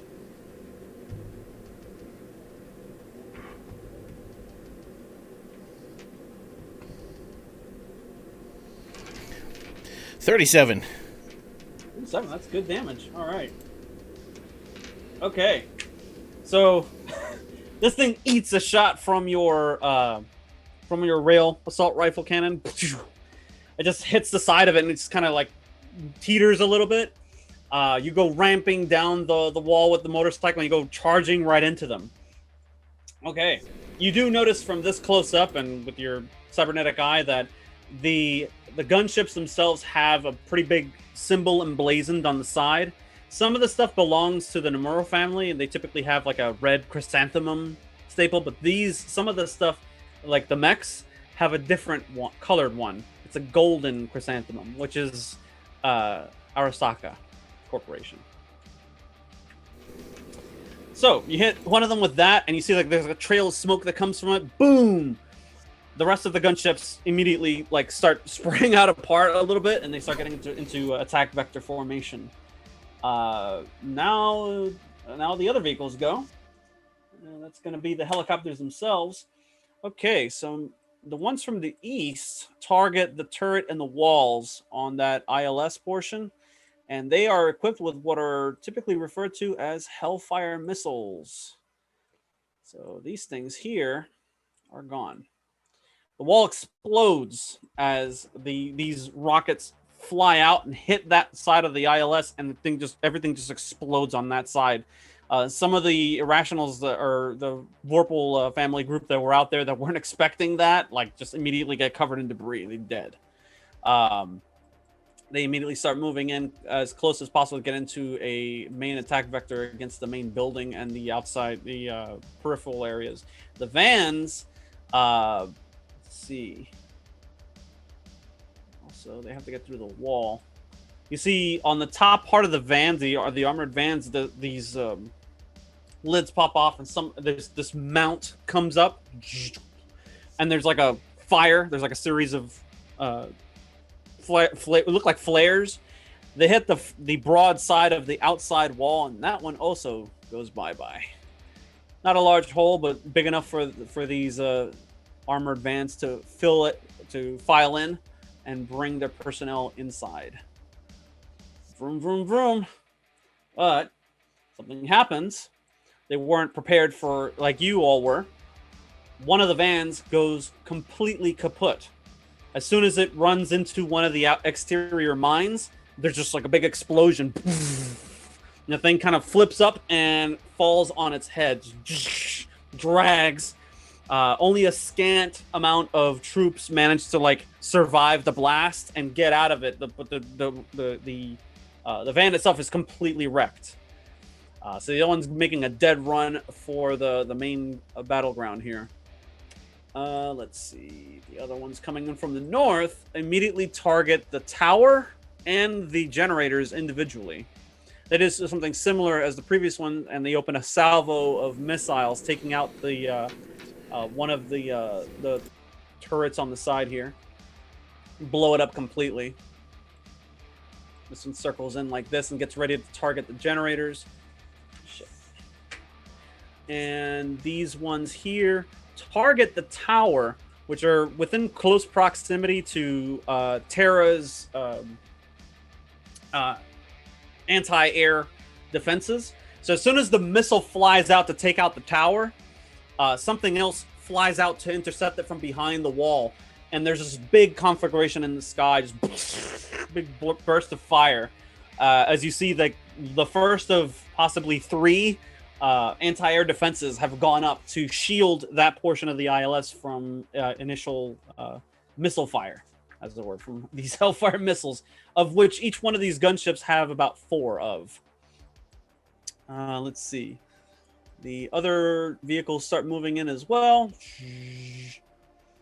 I'm going to miss these sound effects. I'm going to tell you now. The sound effects are great. Oh. Let's see. Oh, the mechs get to go. They're last. These gunships. Yeah, you hit one of them. They take some Question, damage. if I could interrupt. Yeah. The mechs are the slowest. Technically, Cyanide is riding a panther. Does Cyanide get to go before the mechs? That was pre-established. That's true. I forgot about that. Yes, that is absolutely correct. That said, based on the distance to everybody, I think Cyanide's going to defer her movement, which I think I can do. Yeah, you can hold. You can hold and decide to move when you want to. I want to say my main thing is going to be like the secondary wave. So once like the outside forces are doing their thing, I want to be inside doing my thing because I'm mostly melee. Cool. So I'm going to stay inside in a holding pattern until people start actually breaching the outside. And that like, works. getting in range. It's fine with me. Because like Candy's in there too, right? And so is Vector. Mm-hmm. Yeah, so I want to like be in there with them as like the second wave of like we hit things because I'm not an explodey person. That's fine. The one gunship that you hit, Axon, like veers away from you, but the other one straight up strafes you, tries to take you out on the motorcycle. That's actually going to be my one retcon. Aha. I didn't just broadside it. I hit the door and blew the door off the helicopter because I'm going to land inside on the motorcycle. Oh, you just punched a hole in it and you're going to drive into it? This is my helicopter. I just need to kill the pilot. Why was I drinking tea when you said that? I'm mad now. Wow. That's fucking... Wow. Okay, so yeah, that's going to require a vehicle roll, like epic land vehicle roll, like higher than 20 to make that roll. That's okay. I'm a nomad now. I have plus 16. Jesus. And I rolled an 8. That's definitely higher than 20. It's higher than 20. 34. So, not many people are witness to this outside of the astonished 24. eyes of the Arasaka and Nomura family troops that are moving in. But Axon's bike goes driving off the wall as the gunship is about to clear it. He shoots the door off of it and leaps off the motorcycle and grabs onto the helicopter. And you're in. Oh no! And I want the motorcycle to land inside. Oh God. Okay. So you're pulling off some crazy stunt stuff here. You drive in just as it's about to clear, and you crush the one guy who's at the door with like the turret. He just takes the wheel. He takes the front wheels of the motorcycle and he gets splattered and gets pinned to the back wall. The back wheel's like squealing and there's smoke sputtering in the air and there's just this look of confusion on the TAC group that's inside. All their eyes light up red. And it's go time now. So the other one's not going to fire on you. They're just going to proceed. And they're going to take out these turrets on the front. That's a wash right there. Kaboom. They start moving in this way. The fences are going to go last. The mechs are going to go next. You're on this gunship. Cool. Let's see if these guys are lucky or not. 9, 4. Okay. So these mechs are moving in, single file. The first one eats it. As soon as it lands on a cluster of mines that you reallocated to the front of the ILS, there's just this big explosion and like pieces of it go flying everywhere. It's just kind of hobbling around like one mech down. The other ones just walk right over it, right around its corpse. Just as soon as they get within range, which is like about there, they target the main door, the main security screen, and they just blast it to pieces. Like this whole thing is gone. They just sit there and it's just, it's like that side angle of like you see both mechs like right next to each other, and they're just blasting the hell out of the security gate with their automated rail guns. Thing gets completely minced to pieces. And standing there after that gateway gets destroyed is Jay in the Militech War Commando. Springs up, enemies detected. Even you. And it begins firing on them. Aw, he's got flowers and glitter. I have an out of character question. Yes. Does Jay enjoy this new body? I hope he That's a does. good question. You'll have to ask him if he manages to survive the battle. You better not be exploding on us again. Can I have asked him before we started battle? Wait, sure. We could say, do you like this? And it's like, I'm not sure how to answer this question. Insufficient information. You can give me a hug now. He needs more machine learning. But he immediately opens fire on the first one. Hugging humanoid crunch. Shit, somebody resurrect Candy. Nope, she didn't want that. She said so. He fires his Gatling gun at the one and starts peppering him and perforating different areas of the mech suit with incoming fire. Pieces of it start flying off. Cool. I think that's most of the vehicles. These guys are gonna actually, let's see. The first van is going to try to ram the rear gate. Vector, you hear there's like a little slot that you can slide over and take a peek, and you can see this van. It has a built-in what's the word I'm looking for? Plow built into the front of it that is made to breach buildings. And then it's coming like full gun for this back gate. How would you like to respond? It's a ram van? It's a ram van. Precisely Black right. Betty, ram van. So I should probably dodge this ram. I'm sorry. It's up to you. See You myself could, I don't know, jump on top of it if you like. If you're feeling adventurous, I don't know. Or you can do a stealth and like hide behind a building, whatever you can do. Has it not run over any of the mortars? The mortars are on the inside of the walls of okay. the ILS, and they're designed to like fire out into that area. But it's not their turn yet to act, so they haven't done so yet. Oh, okay. I apologize. I do not mean to speak for you, but I believe they mean mines. The mines are still marked as X on the map. It's DM privilege, knowing where the X's are. You can see them. They're in green. Yeah, I know. I was being silly. You helped Stop. paint them. Aww. Although I have to assume that in the lead up to us getting ready for this, I unpainted them. I put some dirt on top of them so that the enemies couldn't see them. Yes, that's just for player knowledge. Yeah. They don't know they're there at all. Well, No they inkling. know one's there because it blew up their van. Oh yeah, once they run them over, sure. Can I was there. Can I be a dork for a second? Sure. You can be a dork as long as you want. Thank you, boyfriend Shawn, for subscribing with Prime. Yes, thank you, boyfriend Shawn, who's not my boyfriend, so I don't know why I said that. But anyway, He's not the collective. Only He's the one collective Shawn is a boyfriend. boyfriend. Every other Shawn is a partner. oh goodness, oh he loves us all. Yay! So this plow is a coming, as it were. Would you like to move out of the way, or do you want to try to hide? Do you want to try to like jump on top of it, or what do you want to do? Well, Jump out. You're Vector. You better not jump out of the way. yeah, no. I'm Vector. I will jump on that thing, and that sounded a lot dirtier than it meant to. I will attack. Oh, Hop one on. thing I didn't mention about about the turrets.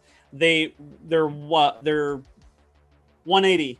They can't. Otherwise, when you went into the ILS initially, they would have done the full 360 and just made mincemeat of you. So they're purely like shooting They're outward. essentially omnidirectional. Like, That's the correct terminology. Thank you.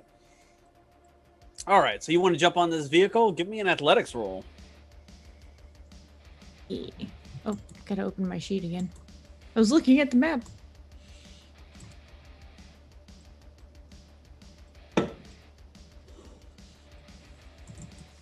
All right, body skills, athletics.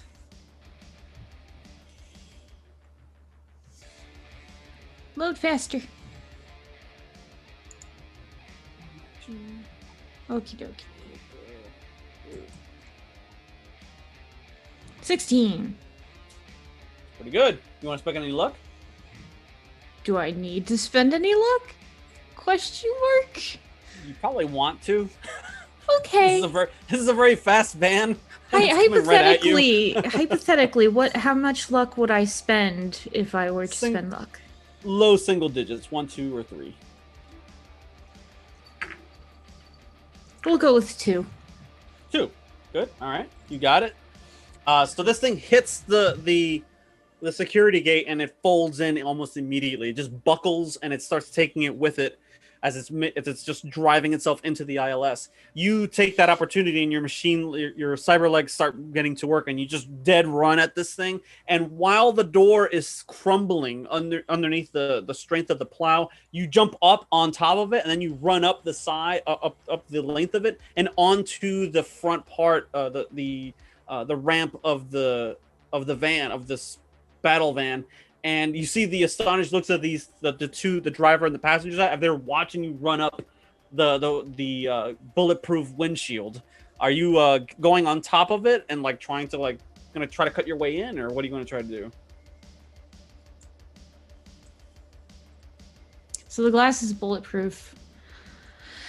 I probably have a better chance with the metal, opening it like a can opener. Do it. You have that big fancy blade that Shogo gave you. This is Check true. your side real quick. Oh God. Oh shit. Okay. Can my one retcon be that my blade can be superheated so it cuts through metal? You just Fuck make a yeah, it can lightsaber? Not a lightsaber. Did you We're just make a lightsaber? trying to recreate the Morpheus scene. Nice.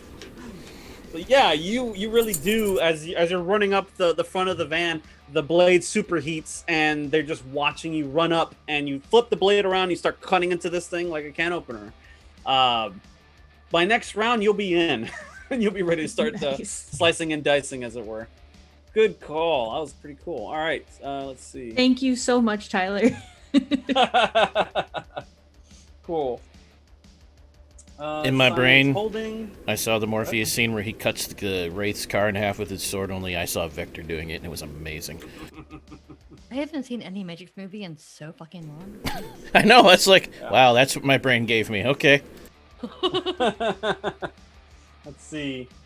The one thing you notice, interestingly, because you're this close to them, Vector, all the SWAT guys, all these dudes that are in this van with the heavy armor and everything, that they also have like full face covers.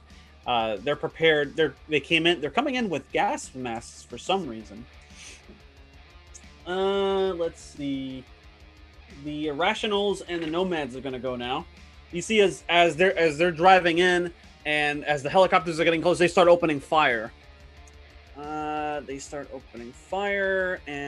turret's gonna fire on one of the mechs. It's a hit. Okay. So you see it actually, this turret here on the southwestern side opens up fire, hits one of the one mech that Jay already perforated with its weapons, and starts dealing some damage. You see like one of the arms falls off. There's flames coming off of it and stuff. Big hit for that one. Cool. They're focusing fire on that one. The rest of the Nomads and the Irrationals split their attention. A lot of them start going towards the east, where the wall just exploded, and the other ones go to the south. And they're focusing fire on the mechs and the oncoming gunship. So a bunch of them like fall out and start taking positions along the labyrinth of containers that are just south of that wall.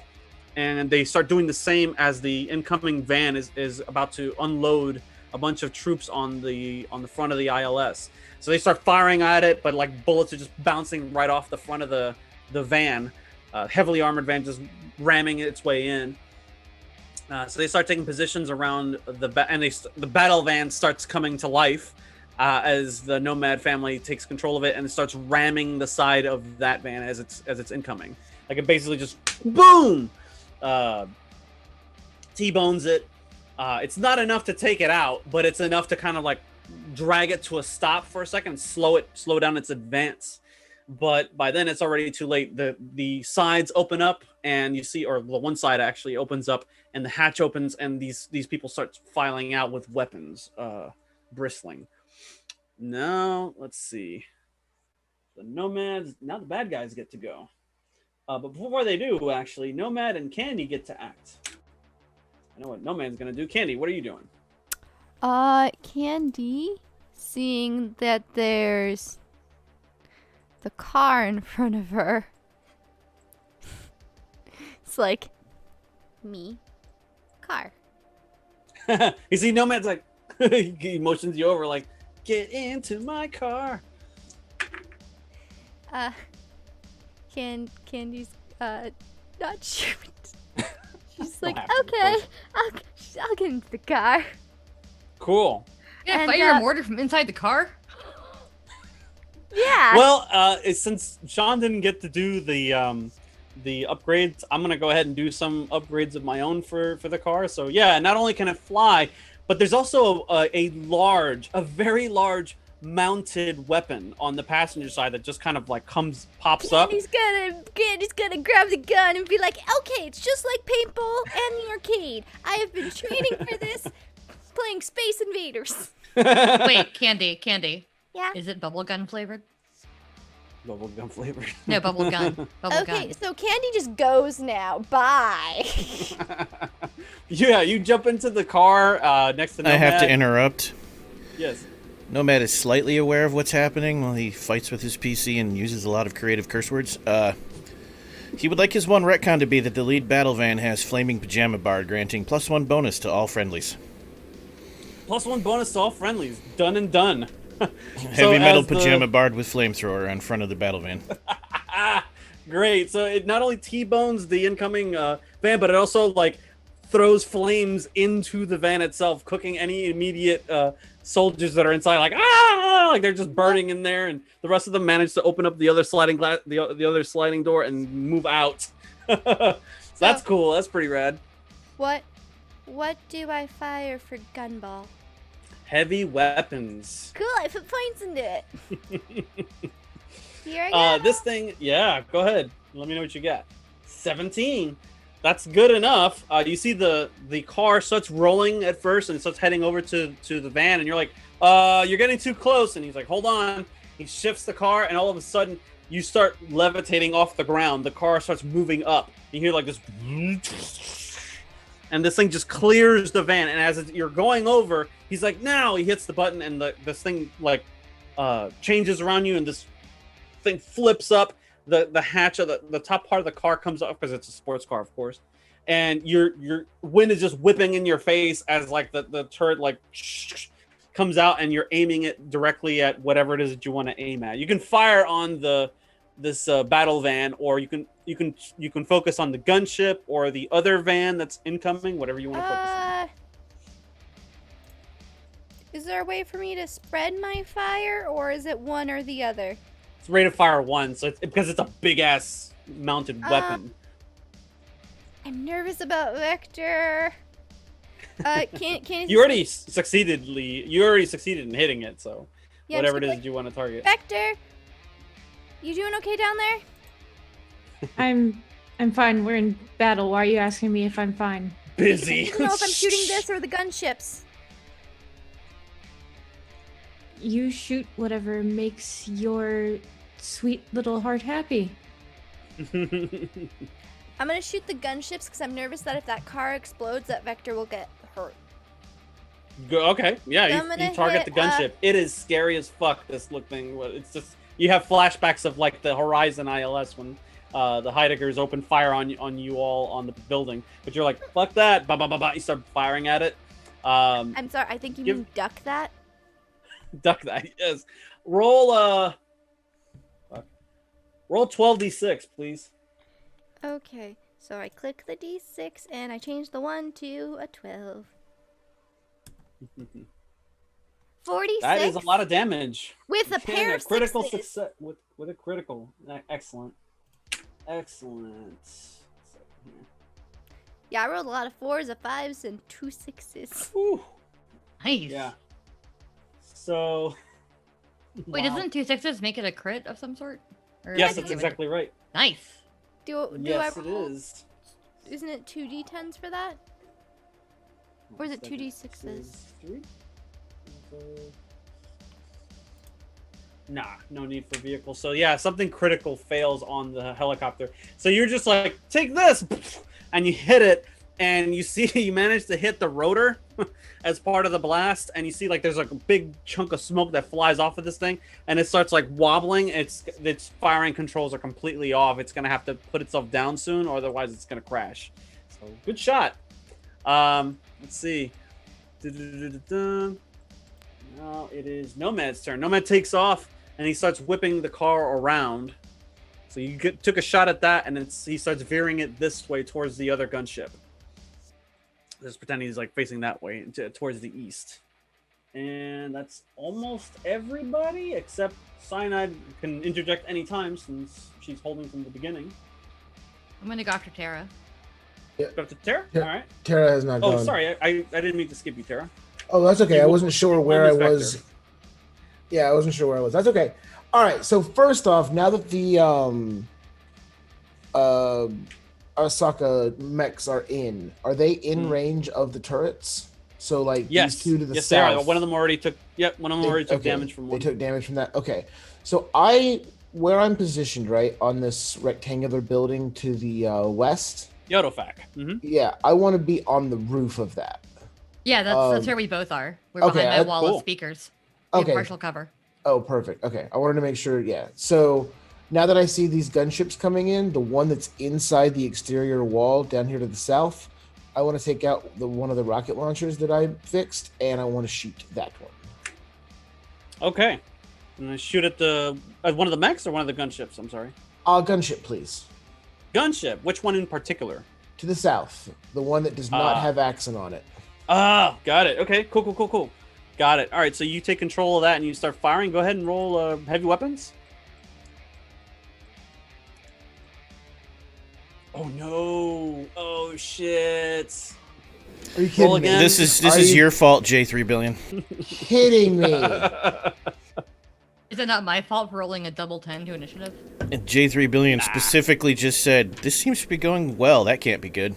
Damn it, J3 billion! Roll another d10. Oh, you get. Oh no! Oh, you rolled that's a not 4. happening. I rolled a 9 on No, the. you rolled So- a 4, baby. Right, which This makes is a the total one of turret. 4. This is the one turret you didn't bother to check the wiring on because everything else seemed intact. You're like, oh, this will work. Yeah, it's working. Rotation's good. It fired on the mech, no problem. But as soon as it takes that sharp 180 turn to fire on the gunship, it's like, so one of the wires pulls and the whole thing goes dark. This is what happens Shit. over the intercom. This is why you have to put the shit on the whiteboards. This is what happens It is when you don't. It is effectively dead, unfortunately. You're like, oh, I God will be reviewing damn it. I will be reviewing the QA of this item. You're the QA of this item. Fuck. You can do that, and you can move if you want to. If you want to start heading down or patch to another turret, I don't know what you want to do here. No, I don't want to be on a turret. I wanted to use the rocket launchers that I built. Remember, I was trying to build the RPGs. Yes. So okay, I'm so hoping this to is just have mortar. well, I assume other people were working the mortars, like, you know, a combination yeah. of the irregulars and the nomads, like, you know, yeah, I want to take out the gunships. Like, that seems like a pretty, like, taking out air units seems like a pretty Arasakas. first good step. So, yeah, so I'm just gonna, for now, that's what I'm doing. Cool. All right. Thank you for the raid roll hit die. Roll it die. Thank you. Nice.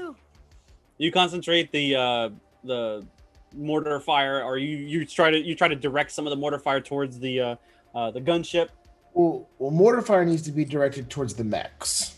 So you want to okay. Combination of the mechs and that second car coming in from the north. Those are the two. Yes. The Mortar- big man. Got it. Mortar is for ground units. RPGs are for air units. Correct. Okay. All right. Nice. So yeah, they start. You give the call, and you see the Irrationals are like, fire away! So a bunch of mortars start firing out. They hit the lead mech that's making headway and like charging at Jay's mech, and it gets a bunch of mortar fire comes in on top of them. Oh, that's a That's a crit. Okay, so yeah, one of them is a dead-on shot, hits the pilot, blows open. That one's gone. 2 mechs down, 1 to go. Nicely done. Let's see. And Cyanide. So I can see where New Car 3 on my map just like hit the north entrance, right? Mm-hmm. And also you were giving out RPGs earlier. Yes. Yes, Tara? So I'm going they're to like currently one-shot. roll to attack that one, although I hope that Vector sees me what I'm doing. You know how you would stack cannonballs back in the day? Yeah, I just yeah. want a stack of like single-use RPGs with a sign that says "Please help yourself to an RPG." Take an RPG, leave an RPG. Yes. Seems fair. Yeah, they're all about it. All right, so I'm going Yeah. to blow that up as much as I can and assume that Vector will see what I'm doing and jump out of the way with their amazing android legs. Sure. like Roll this heavy plan. weapons. Don't roll a 1. I Don't rolled be a 14. Roll a 14. That's pretty good. Did you want to spend any luck on it? Sure, let's spend 2. I'm going to do a 16. How about that? 16. That's pretty good. Okay. Sure, let's go with 16. You have the height advantage, so you get a bonus. Yeah, you go right up to the edge there, and you're like, phew. It's a law. Essentially, it's like a launch, one shot, and then you throw it away. Yeah. So you fire it off, and you hit it dead on. Vector, there's an incoming missile to this van. Give me an evasion roll, please. Yeah, I think I will. Can I give them a heads up to give them like a +1? Yeah, That would of be course. cool. All right, You'll get a +1 for the heads up. Vector incoming. Beat a 16.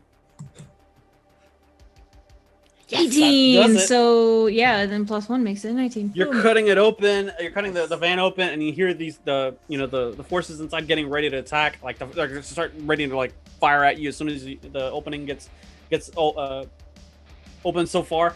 And as the aperture's opening, you get heads up, and you just dive right off the top of the vehicle. Before I towards dive, yes. can I look down in there and go, special delivery? Perfect. It opens up just enough that it bypasses the armor, hits the ground floor of the van, and just explodes. Everybody inside that van is cooked now. Kaboom! Nice. Okay, so yeah, they blow up, and you just jump off, do a roll, and you come up in ready position. Here comes the next van with the plow. In this one, you see the top hatch opens, and a mounted drone gun comes up. Heavy weapons style, so start blasting off. Okay. That is the end of the round, and now we begin the top of the round. Axon? I don't think you're going to be driving a motorcycle inside of a helicopter, but you're still at 26 initiative, so you and Cyanide technically go first again. I mean, now the vehicle is a helicopter, so you know. Correct.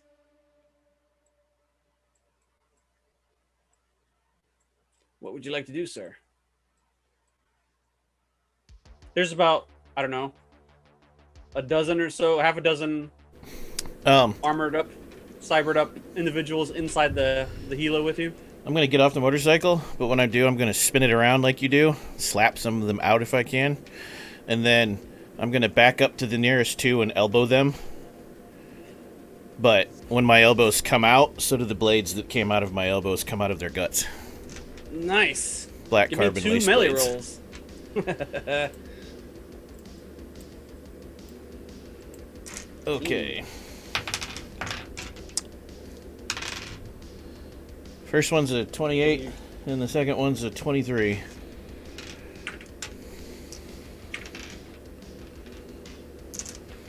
You hit them both. They can't touch that high. They're not that skilled. These Yeah, blades, you just like these blades you pull out those ignore blades. 7 points of armor. Nice. Roll your damage, and make a note of any of multiple 6s in the damage.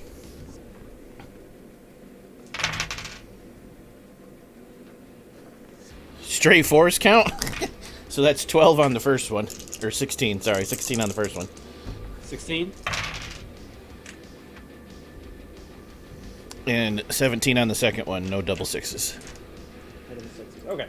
So you drive your blades into these two. They both die like almost instantaneously. You just drive your blade right into them, and they're not expecting it. Like your blades come out, and they just like you catch them both, and they just drop to the floor. One of them goes flying out the opening that you made with your arm gun. The other four immediately like bring up their weapons. They try to shoot you point blank. And then the other cool item you let me have, the new improved invisibility armor. I just disappear. Little digital thing happens, and I'm not there anymore. So it's like, yeah, you just elbow both of them. Shink, that one of them falls out, one of them falls on the ground dead, and then as they all train their weapons on you, you just go waver and disappear right in front of their eyes. Yep. They're not blind though. They do have. No. They can still see you in IR. But yeah, that was a pretty dope. That was all for the RP. Yes, straight up Adam Jensen them. Nice. Okay. Cyanide, do you want to go again at the top of the round this time, or do you want to hold? I'm gonna hold. I will jump in when I want it to be appropriate. Cool. The gunships get to go because they are on vehicles, so they immediately fly in. And this one here, number 4, cooks the battle van that T-bones the other battle vans. Once the other soldiers get clear, there's like easily a dozen of them just piling out of there. Missile to the van, blows it up instantly. Everybody inside that van is dead. They're just like a big fireball. They're all dead. The next gunship moves in, and this one sees a mech and goes right for it. The missiles go towards Jay. The 30 millimeter auto cannons on the front swivel over and they start targeting the generators, and they're basically just strafing that side of the building. Just or actually they're going to target the antenna and this portion here. Blast. Actually, they're not gonna take down the tower with an auto gun, but they will take out that turret on the north side. So they immediately destroy that, and they start firing missiles at Jay. Disapprove. Noted. Well, one of them doesn't hit. The other one definitely does, however. Okay. 2 Hellfire missiles fly out. JC detects this and starts pouring on the speed. It isn't enough. One of them actually impacts and blows out like the backside of the mech, and its arm just goes flying off.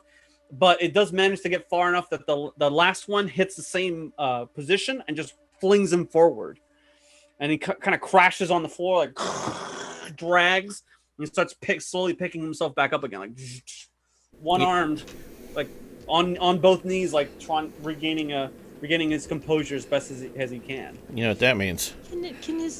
That means Jay can beat these guys' asses with one arm tied behind his back.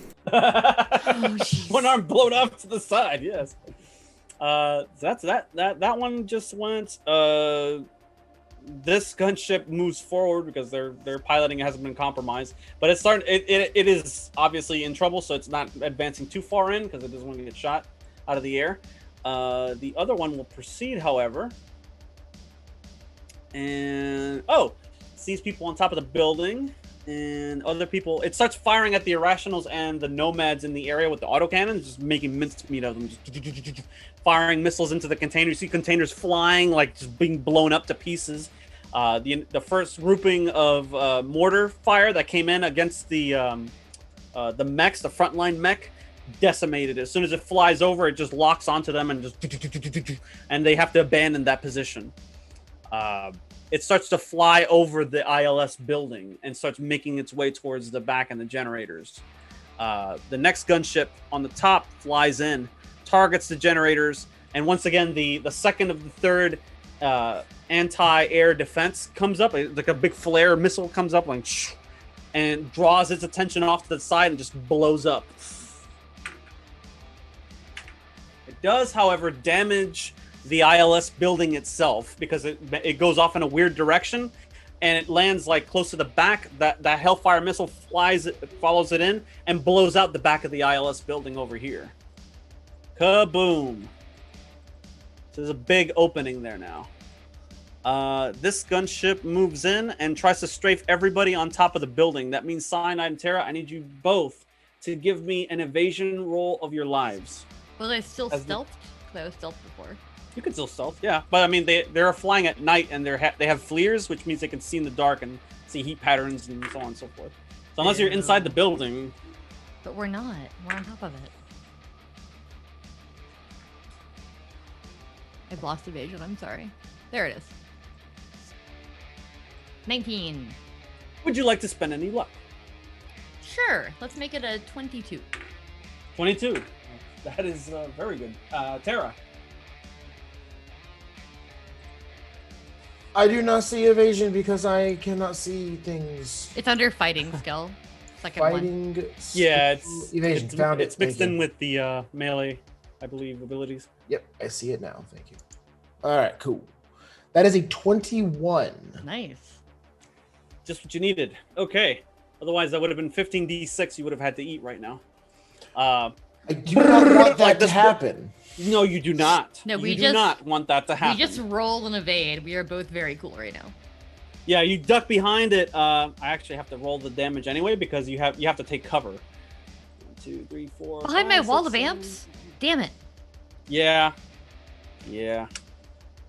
48 damage. So What is the wall I would of say amps that you have? get about 30 to 40 cover, all gone on top of this building. Like just one strafe move, the autocannons get to work and they start picking off all your sound equipment. You're pissed. Okay, well, like, all my amps that I had stuck up to the top are still there, but all the ones that were above that line to Oh, make a yeah, little yeah. wall are all gone. This is just the stuff that you had on top of the autofact. The whole rest of the ILS is wired for you to blow their eardrums out Yeah, if you want to. It's yeah, fine. awesome. So your cover is gone on top of this building. You need to seek shelter elsewhere, but they're blowing the shit out of you right now. Let's see. Who is next? I wanna Of go the now. Vehicles? No, I wanna you're go gonna now. Aha. Okay. Yeah, no, because I want to shoot that fucking thing. Go for it. So that was the gunship 3, right? Correct. Mhm. So yeah, no, I'm just gonna grab an RPG and shoot right back at it because I'm Fire, alright. I'm angry. They messed up my amps. Those were expensive. We're expensive assholes. Go ahead and shoot. Use heavy weapons, and again, don't roll a 1. You don't How about a think- that's- 17? That's perfect. That is perfect. Yeah, you hit him. Damage. I think I had you roll 12d6, Sarah. Sorry, before when you hit the van. Yeah, it was 12d6. Oh my god, that's Roll so many 12d6, D6. please. Okay. This is gunship 3. They've already taken damage. 33. Yeah. I did roll Okay. double ones though. Is that a bad thing? No, not for Okay. damage. Okay, cool. Yeah. 33 damage. So, wow. So that's okay.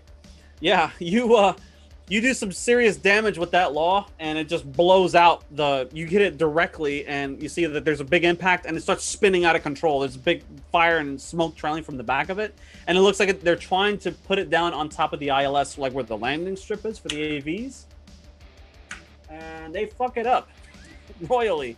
That gunship is gone. So instead, it just crashes into the ILS, makes a huge gaping hole with fire coming out of it. So they just go, blah! They just crash into the corner of the ILS, and debris goes flying everywhere. I just Cool, turned cool, to Tara on the roof, and I'm like, I keep telling people not to fucking touch my sound equipment. What? They heeded your command. It's fine. It's fine. It's great. Your speakers are fucked. I like throw away the like one RPG and like grab another one. Throw the tube at him. Nice. All right, last of the gunships here. This one moves in and targets the generators. This one is using actual autocannons though, so it actually starts fucking with your electrical system. It's just like sequentially like blowing them up, like. And you see the lights on the ILS are like flickering on. You know you have an emergency backup system, but it only powers like emergency systems, so like lighting, air circulation, water, reclamation, etc. Everything else is secondary. The next van comes in, tries to run you over. Vector, give me an evasion roll, please. I disapprove of this. Christ, these things are going terrible for these people today. You're lucky. Is it Rolling like threes and twos possible? and shit. Is it possible to do a move at the same time as evading? No. Darn. Yeah, not really. You can move though. 19. 19. That's perfect. Excellent. Yeah. Okay. So yeah, you managed to jump. You managed to like grab onto the side of the van as it's trying to run you over. You just kind of do like a roll and get on top of it. So Sweet. that's happening as it's like barreling through in here, following in the path of the previous one. Excellent. I think that's we're still on vehicles. That means the mechs go last, but before that, Nomad. You're in the flying AV sports car, my friend, and next to you is Candy with on the heavy mounted rail gun that's now attached to your passenger side. Okay, What would you cool. like to do? Yeah, you were flying around being a badass right now. That's what I heard. I took down that one. Is He it points to the flaming mess of helicopter. how strong is the? Okay, well, she's taking down helicopters with railguns. So, is it possible to pull up next to that helicopter that just came in from the north and railgun it? Yes, and actually that's a good point, because that one is auto turreting your auto cannoning your generators, but it's also dropping something else onto the main floor of the ILS of the main interior. You don't know what it is yet, but they seem to be dropping something. You think they're bombs because they're popping off and stuff, but there's no fire, there's nothing. Killer drones. I want to be a dick of geometry here, and is there? It's a railgun, right? Yeah, essentially, it has like 4 shots. Badoom. Which means that bullet should technically go through a lot. Correct. It ignores Okay. 11 points of armor. So I want to swing the car down. There are 3 helicopters and a truck all in a line. Yeah. Yep. Yep. That's what I want to do. You want to try to get them in one particular shot? Yes. Okay, and funny enough, you and Candy have the same exact initiative. You go at 9, so you can just position the car in such a way. Give me a driving roll, make it really good, and Candy can take her shot and potentially get a 2 for 1. Make it really good, he says. Damn it. Pilot air vehicle, or I guess this would be air This vehicle. would be right? air, yeah. You can say that because you're holding on to, I think it was 75 IP, whatever the equivalent is, if you want to dump that into your flying vehicles skill, you can make that happen. Whatever that earns you. Good. Oh, am I not in control of this character? I can't click correctly. Roll dice. Earlier, I saw it said that you left the game. It might have been your internet. So Oh, maybe. All right. like, just roll a manual die if you have Yeah. to. Yeah. Because you, words. Refreshing Words. helps when you have an internet connection. You can have like 4 ranks for air vehicle. Unless that's double. I don't know if it's double cost or not. What do? You roll a d10? Yeah. Yeah. Mm-hmm. Then add your modifier. What'd you get? What's good in this game? I can't remember. 1 or 20? 10. There's no 20 in this Oh, game. You're rolling a yeah, D10. sorry. I'm looking. D10. Oh, that's a 10s are good, percentage. 1s are bad. Sorry, that's a percentage. 10s explode, as do 1s. Holy shit. Okay, rolling the right dice now. 9 plus whatever my skill is. Let's see. Let's say it's 8. I want to say So you can probably 17. get Nice. Yeah, it is 8. So 17. Nice. Okay, that's perfect. That's pretty good. You want to spend any luck? You ask that every time as if I I do. should know.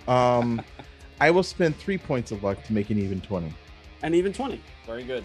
You position yourself in such a way that you can actually catch the gunship 2 and that incoming vehicle. You're like, now, Candy, you fire. This is a team effort. You get a +1 to hit. Candy, you roll heavy weapons. You're Okay. already on top of roll. 19 Nice. plus 1, so 20. Wow. Jeez, what did I have you roll before? Was it 12d6. It was 12. It was 12d6. Okay, go ahead and roll 12d6. Here I go. 42. 42. With Wow. a pair of 6s and a third 6, just to make it cute. Oh, it's critical. Nice. Okay, so you hit that one really hard. Yeah. Roll damage again. 12d6. Mm-hmm. 43. Wow. 43. No So- paired sixes. The van is still intact, but just barely. You see the shot from the railgun goes through the helicopter and goes into the front of the van as it's barreling its way into the ILS, and it just splatters like the two front people. So the thing goes skidding to a halt, or it goes out of control actually.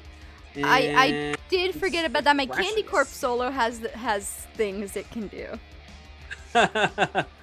That's right. So yeah, this thing goes spiraling out of control and it just crashes into the back of the ILS, like goes right through the wall.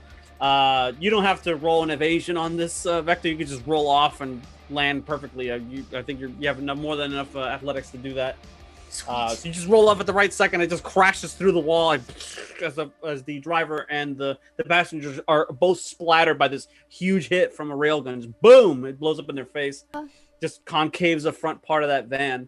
Candy just murdered some people. Can my How does that make her feel? solo pew pew at the at what remains of whatever is still here?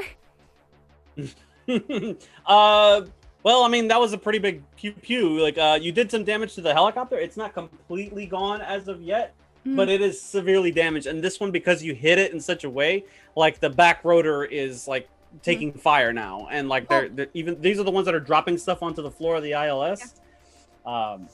So, since my corp guy was here and I forgot to do stuff with him last turn. Oh yeah, go ahead. What do you want him to What was he around for the Taken RPG? Drop an RPG? do? Yeah, of course. Okay, so he's gonna boop boop an RPG at whichever one of the gunship and car looks the more deemed. That would be yours.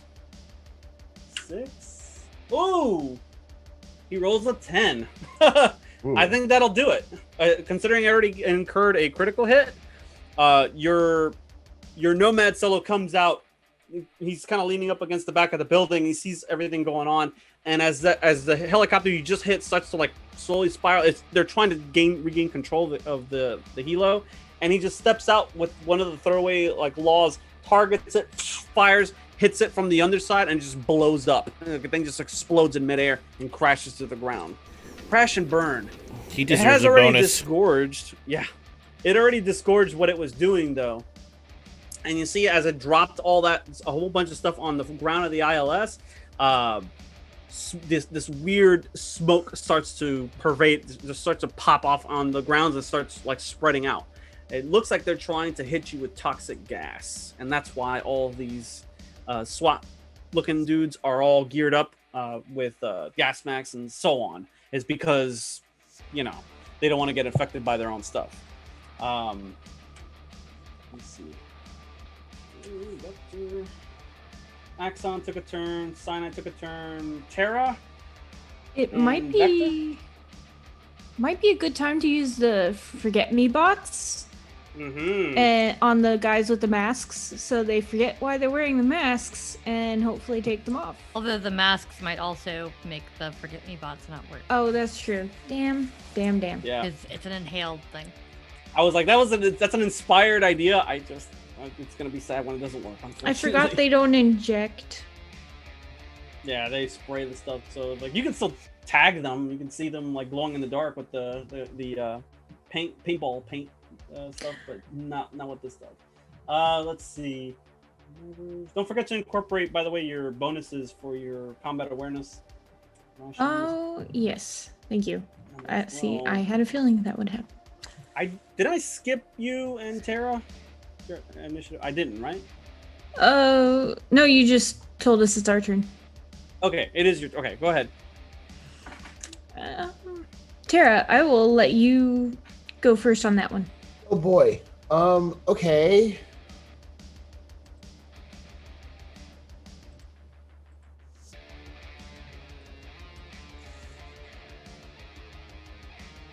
Oh man.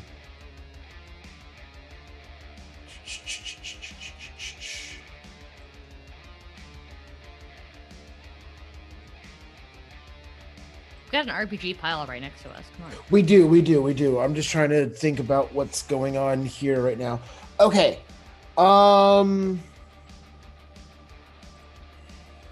the gas changes a couple of things.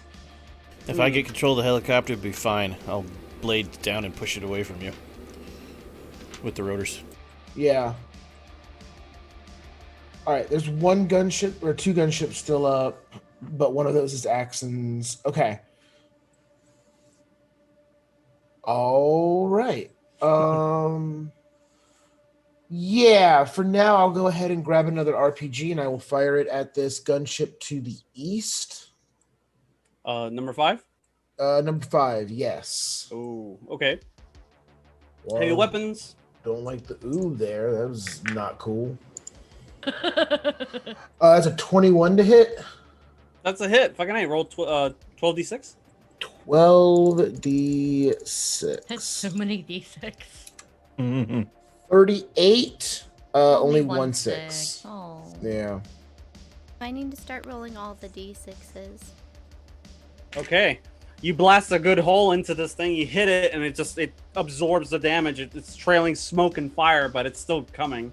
Vector. You want to move?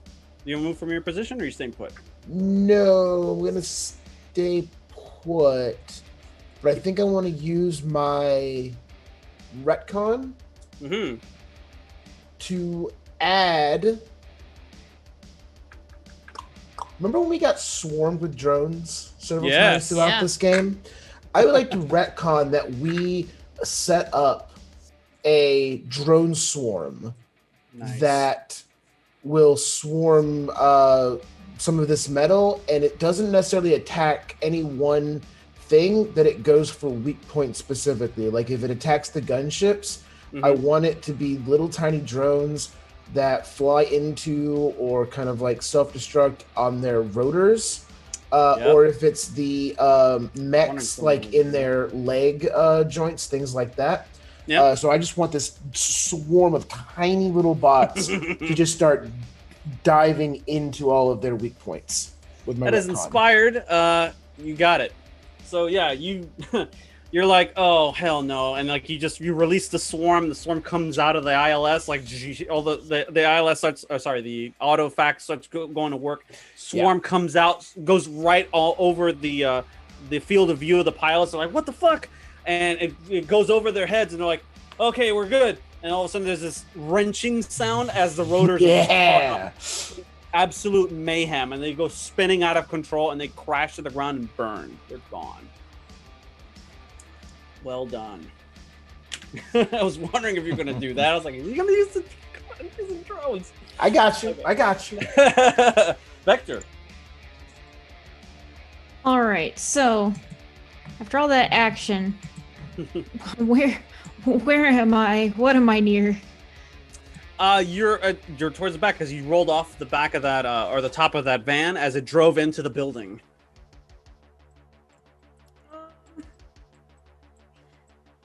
They look like they're making a mad dash towards the main building. All of them seem to be converging on that main building. Okay, then I'm going to go to them and start taking them out. Okay. You see a couple of these people getting out of the van. They're getting their weapons, and they see you coming, and some of them are like looking around, getting into firefights with the irrationals and the nomads that are on the ground. So you can approach one, and you can do a melee. You can do 2 different melees if you want. Take out some mooks. Yes, and I'm going to keep the heat on my blade on for armor and whatnot. Go for it. Roll. Go ahead and roll. I'm going to make them toast. Toasted. Sorry, waiting for it to load while I'm talking about toast. No worries.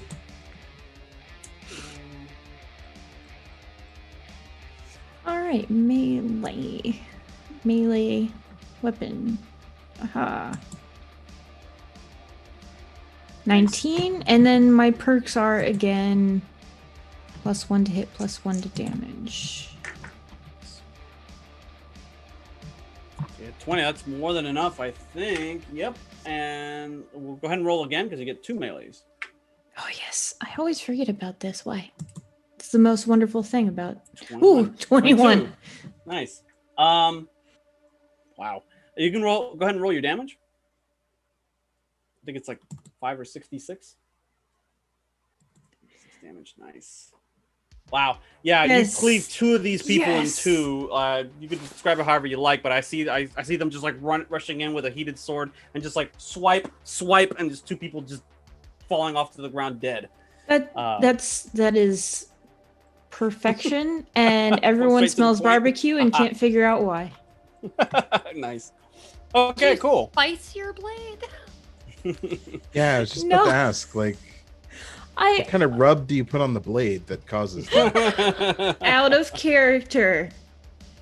This one book I read about what happens to bodies working at a crematorium. No, it Account. it smells like charred meat, not barbecue. Barbecue Oh, well. is like a spice blend. Oh, okay, fair. I mean, fair, it fair. depends on who's running the crematorium. Okay, so if you're either a really weird crematorium runner or a really bland barbecuer, sure. Good job. So, Why not You're both? not telling me you spice your corpses? We need to spice our corpses now. Pumpkin spice corpses. Speaking of corpses, there's a lot of them hitting the floor currently, as the Irrationals and the Nomads are gunning it out with the incoming Arasaka and Nomura family soldiers on the ground. They're on completely on the other side of the building. They're too close to use mortars and stuff on. But as this is happening, you see that little sports car swoop in, and the doors open up all fancy, and this entourage gets out. There's a blast that comes out from the back of the building, and you can see the Lady Nomura and her full Borg bodyguards making their way inside. Fuck did that car come from?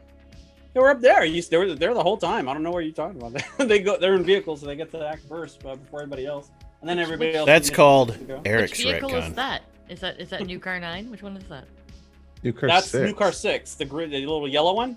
Yeah, it was. Oh, there it is. I see it now. Behind the 2 like ramming vans. Yes. Got it. Hmm. The last of the vehicles get to go. The 2 mechs duke it out. Both hit each other. Jay. Jay manages to take out the last of the mechs, but it is itself hurt. And you see, like, it takes like a large missile shot, like right into the chest, a grenade, and it blows out the front part of it. But it's still functional, like, but it's immobilized. It's just like not moving. The rest of the enemies go. They start filing in. Some of them fire at you, Vector. Give me 2 evasion rolls, please. All right. Also, when I see Lady Nomura, I would basically like to make a beeline towards her, just slicing people as I go, by the way. That is Just allowed, putting that out absolutely. there. Cool. All right. She killed my father. She must prepare to die. Is your name Inigo Vectoya? It is Vector Montoya, actually. No. Never Well, back asked to what their the- last name was. This is true. Also, back- Montoya is both an acceptable Spanish and Japanese name.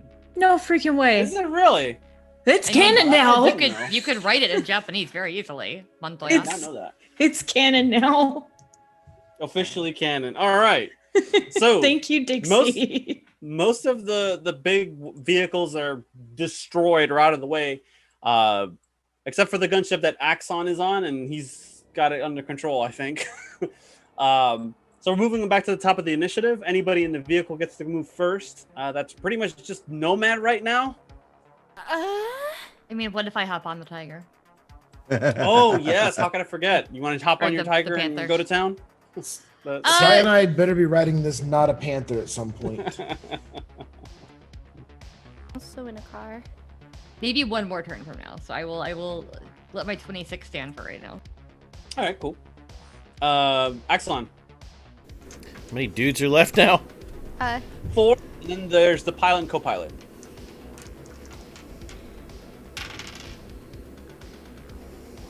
Hey, Nomad, can you get us close to something so I can shoot it again? You do a quick scan outside, and it's like, wow, I think we got it. There's a lot of dead people though. Do you want me to go, or do you want the car to go? I'll give you the option, Nomad. Do you want to defer your movement to after Axon goes here, or Shawn? He froze again. Candy, you Yes, want me he to is go, or frozen. you want to go?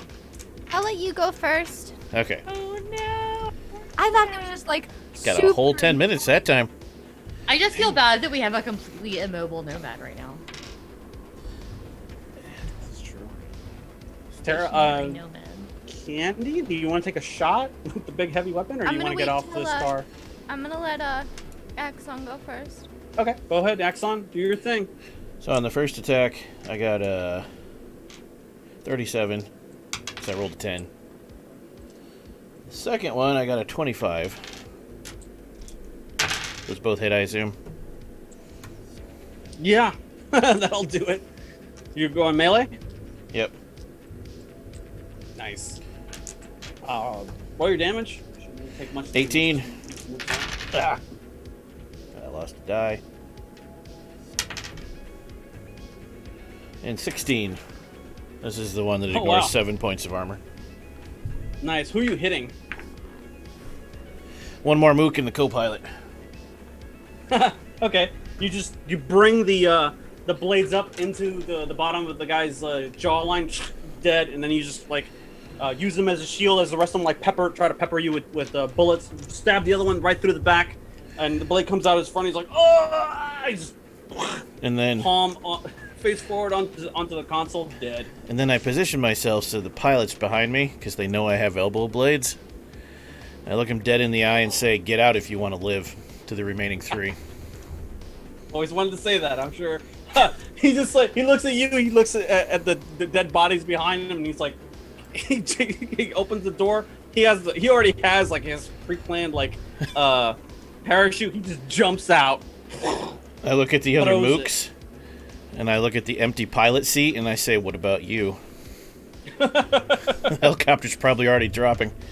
They're just like, fuck, they're firing at you on their way out. It's like, and you're just like, using the body as a shield. Do you want to crash this thing, or do you want to take control? Oh no, of it? this is my helicopter. You have piloting. I new Rift poured all his points into combat, piloting, and driving. Yes, I have a lot. Okay, cool. Give me a roll.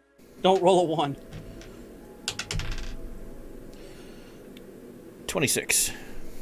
6. That's not a Expert one. control. You managed to stabilize it despite the fact that you blew a hole into it, and you're just like flying in. And where do you want to move it? I'm going to tilt it and push the poison gas away from our people. Smart. Okay. Yeah, you just bring it into the main area of the ILS over here, and the green smoke that just gets blown away with the help of the rotor. Good, smart idea. Okay. Okay, we're nearing the end here. Now that the vehicle stuff is out of the way, Cyanide. So there are like human people in here now. Yes, that are not in Yes. vehicles. It looks like Nomura and her people are moving into the main building of the ILS. So I will signal to all of my folks on our comms to put up your earplugs.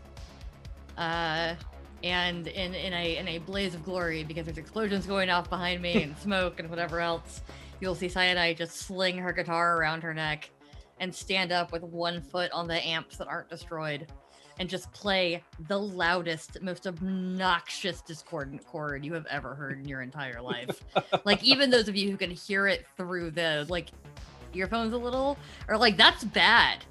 But everybody that is not earplugged up will probably be upset by this. Let me Nice. roll Go ahead and my guitar. Make your play instrument roll. Roll a 19. Yeah, you blow up plenty of people's hearing. It doesn't affect the full Borg bodyguards and Lady Nomura, because they have like enhanced cyberware, like they can breathe in gas and like whatever. But everybody else who's not on their level, like those SWAT guys that are like shooting at the irrationals and nomads, their eardrums are blowing out. They're like, ah, and they're like dropping to the floor. They're completely overwhelmed by the cacophony that's coming out of the amp system that's wired into the ILS. It's just coming out of the walls at them. They're just like completely disoriented. Well done. That's pretty awesome. And now we're gonna move to You skipped later. This is Terra and Vector. We need a candy to go. Yeah, you skipped me. Oh, sorry, Candy. You want to shoot something out here? Or I get off want the to van? shoot Nomura with the rail gun. Oh, she's inside the building. Can't. Use your Well- forget me bombs. Well, no, can't Nomad get me around so I have a shot on the flying Not car? clear enough to shoot inside the building. No. You could remove a wall first with the railgun and then do it next turn. Yeah, you can make an opening if you want Vector to Let's like just cut him off at destroy the pass. ILS.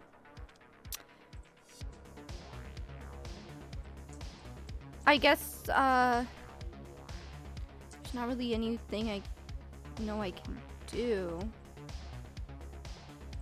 You can, yeah. Nomad technically hasn't gone yet. You can have him put the car down if you want to disembark. Yeah, I'm gonna have him put the car down, disembark. Okay. And is there anything I could do to attack anyone? Not really. They're all a lot of them are reeling because of the sonic blast that they received from Cyanide's solo riff. So you can attack somebody if you want. You can just like tase some people, or you can go after Lady Nomura and her bodyguards if you want to. Enter at your own risk. Yeah, no, that'll probably kill me. I'm gonna throw mortar at them. You fire a mortar at the troops that are outside. No, the Nomura. If I They're could inside use the it. building. You Oh, would so I blow up can't a get a clear wall or a shot. ceiling. Okay. Yeah, it's not clear. Can't shoot into the building from where they're at. Trying to think of any way I can be useful. Okay. You can try to like get everybody together.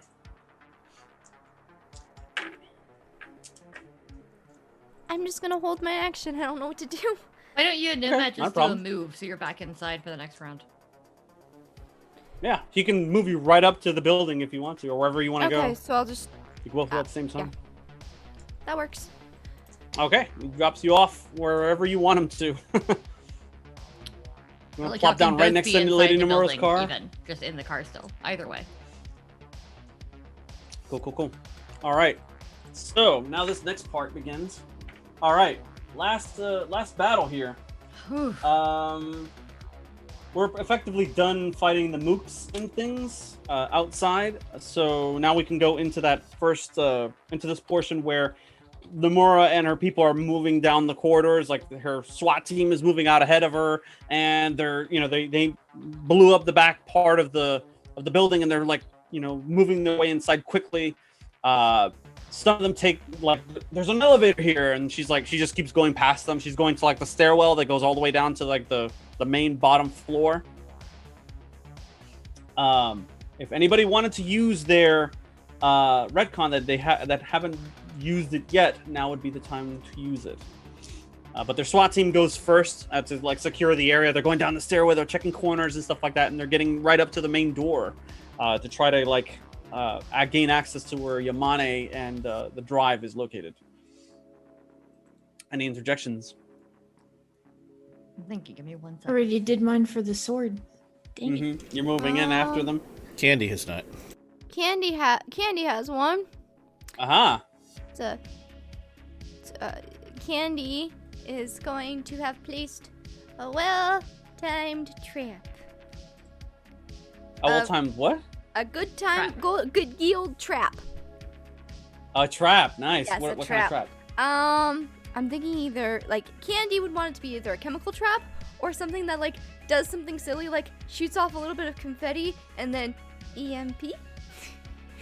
Nice. Okay. So she's gonna have it just be like, all of a sudden it's like do do do do do do do do music plays and then a little bit of confetti and then. Okay, so we can make that so that as the SWAT team are like moving into the main chamber where Yamane is at, like how there was like that electric plate or whatever that Vector almost stepped on. Yep. You put a delay on it, so like the lot of them start moving in, and that's when they hear like a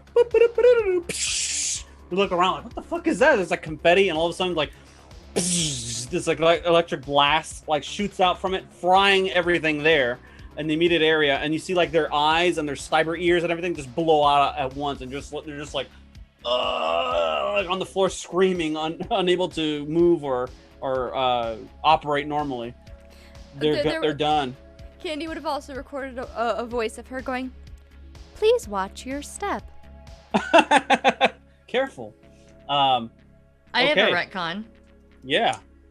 I want to say that I would like to use my charismatic impact to have a bunch of armed cyanide fans at the bottom of the stairs who are protecting Cerberus and also the other shit. Like, I recruited everybody that had any kind of training. Oh yeah. And So also I've got a pretty high rank charismatic impact, so. you remember all those times that you were around the campfire at the nomad camps and you played your Yeah. little guitar? Yeah, you made a name for yourself among this particular family, and you have legit fans here. So as soon as the SWAT team moves down there at the bottom of the stairs, they get fried with the EMP, and whatever's left over, they get an opening salvo of gunfire from your fans as they're holding that position so nobody can proceed. Which means Also, I hit that lady- BV12, so strong local following, lots of people, etc. Nice. So this is where Lady Nomura and her 2 full-bore bodyguards are trapped in the stairwell, and this is where Vector appears at the top of the stairs, facing her family's killer with a heated blade in hand. You see the Lady Nomura kind of half turn, like, impressive. And you see like her kimono drops for a moment, and you expect to see like the full Borg red steel arms, but then something dislodges on the back, and you see there's another set of 2 metal arms, and they grow these flashy fingernail blades. Her eyes go red. Her full Borg personnel turn around. They ready their weapons. They have their own like internalized weapons. They get ready to throw down with you. You don't know, or perhaps you do, what limits people are willing to go to save the life of someone they love. They would kill. Indeed, they would die for the honor, she says. And with that, she like fixes you with this gaze, and she runs right at you. Give me 2 melee rolls and 4 evasion rolls, please. Oh shit. Which one should I start with? Whichever one you like. I'll do evasion. Oh, one last thing. Before you roll anything, she Oops. appears to be wearing some fancy sunglasses. She takes them off, and she throws them at your feet. And just like a casual glance, you recognize those sunglasses. They're Shogo's. And there seems to be the residue of dried blood on them. So does Vector now get advantage on all these rolls? I feel like they're gonna be You have a big height mad advantage on top of Lady Nomura because you're literally standing at the top of the stairwell, and she's like halfway down. So she's like running up the side of the wall at you, like with these 4 metal arms, and her 2 full Borg people are running at you as well. Anyone who want to care to join her side by side in this particular battle? Warning. I mean, here be dragons. I will happily bound down there on my panther with my throat snake. Bounding down there on the not a panther. Cool, that works for me. I mean, it's a panther as the acronym, not a panther as the cat. There's no such thing as panthers. Correct. Okay, cool. So then you make 4 evasion checks, Cyanide, and you make 4 on you, Vector. 21, 16, 17. 1. Can I use my candy can-do attitude to give Vector a +1? You don't have to for the first one. Lady Nomura rolls a 1, and then rolls a 6. So she hits. Oh shit. 20, 19, 29, and 11. Woo. Okay, so the last one definitely hits you. I might have put points in evasion during my last IP. 1 second. 66. You hit for 19 damage. Okay, I can take it. Full Borg slices you up with its claws. And let's see. What did you get? I'm trying to see what you got. Oh, sorry. 21, My- 21. Okay. My evasions The second one, do you want to spend any luck on the second one? on the second 21. Yeah. You're facing off against Lady Nomura, by the way. Yeah. I have 4 left, so. How much? Shoot. Let's go with 2. That's enough. Oh, Yeah, thank goodness. you come that close because all 4 of her arms are slashing at you with these metallic claws, and they take the they take the concrete right off the walls, just when they Ooh. don't hit you. Last. Can I do the Matrix like? Woo. Yes, you can. Yeah, of course you can. And now you can retaliate. Go ahead and roll your melee if that's what you're gonna roll. And for the 21? Panther, it gets an attack as well. Its combat number is 14, so roll an attack for it and just add 14 to the roll. Let me know what you get. I'm rolling that. Yes. Yes. Okay. And add 14. Fuck, there. So 25. 25. Yeah. That hits. I rolled a 9. What is? Wait, no, its 23. thing? Sorry, I Just can't had math. it. But still, 23. Okay, Math is hard sometimes. Math is Go hard ahead at and- 12:08 a.m. Yeah. Go ahead and roll 66 damage on the bodyguard you're facing. For the Panther. Yes. Kitty. Maul the shit out of him. 24. 2 6s. That's good. And also That's 2 good. 6s. That's a crit, right? 2 6s? Yes. Okay, roll 2d6. Actually, you I don't roll 2d6 and then confer the critical chart on your character sheets all the way on the bottom. Just let me know what it reads. On it. Broken leg. -4 to move. Perfect. So, not a panther grabs a hold of its leg and just snaps it. Even though it's made out of metal, like a large majority of them, it just snaps it off, and it just starts gnawing on what's left of him. And it's just, on one leg, this thing's unbalanced, starts sliding back down the stairwell. You get to attack with your throat snake if you wish, or if you want to use your katana, whatever you want to do. No, Go for it. You get two. You get two melee attacks. So the chat decided to give Cyanide a bonus, but also gave the GM a bonus because why? Vector, make your 2 melee rolls. I did. I might use that bonus for the dodge. I rolled a 20 and a 22 for my melee. Oh, that'll do it. I rolled a 21 and a 16. Roll your damage twice, Dixie. And sorry, what were you saying, Vector? I missed that. I rolled a 21 and 21 and a 16. Okay, got it. Let's see here. 11 and 14. But I also get the hit. plus ones. With the bonus, Lady Nemore does not take a single hit from the swipes that you're using the sword on. Like they just kind of like you're in this dance in the middle of the stairwell, and there's fighting going on all over the place on the ILS.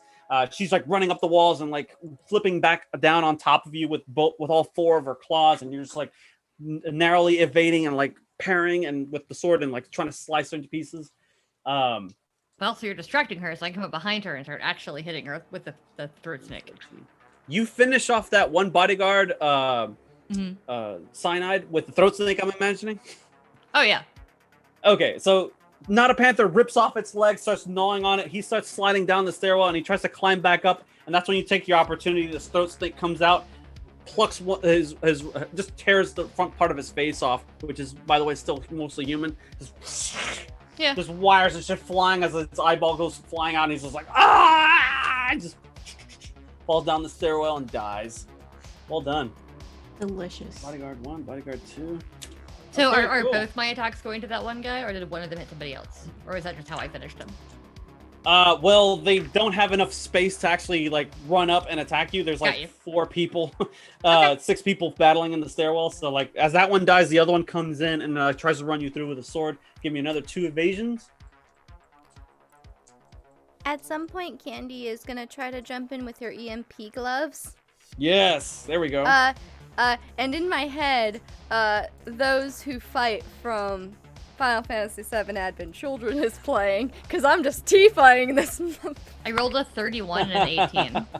A 31 and an 18, excellent. You get out of its way. Give me 2 last melee rolls here. Vector, shit. Give me 2 evasion rolls, Vector. Uh-oh. And proceed to attack. 16, 18. That'll do it. Okay, so Lady Nomura tries to like pin you against the wall. Like she puts one arm down here and like tries to like push you up against the wall, and with the other hand, she's like she tries to disembowel you with just like Lady Death strike you to death. You manage to like lift your legs, your mechanical legs up at just the right time, and then you kick her straight off with your feet and push her back. That gives you the opportunity. Yes. Go ahead and roll your 2 melee attacks. Candy moves in just as all this 20. is happening.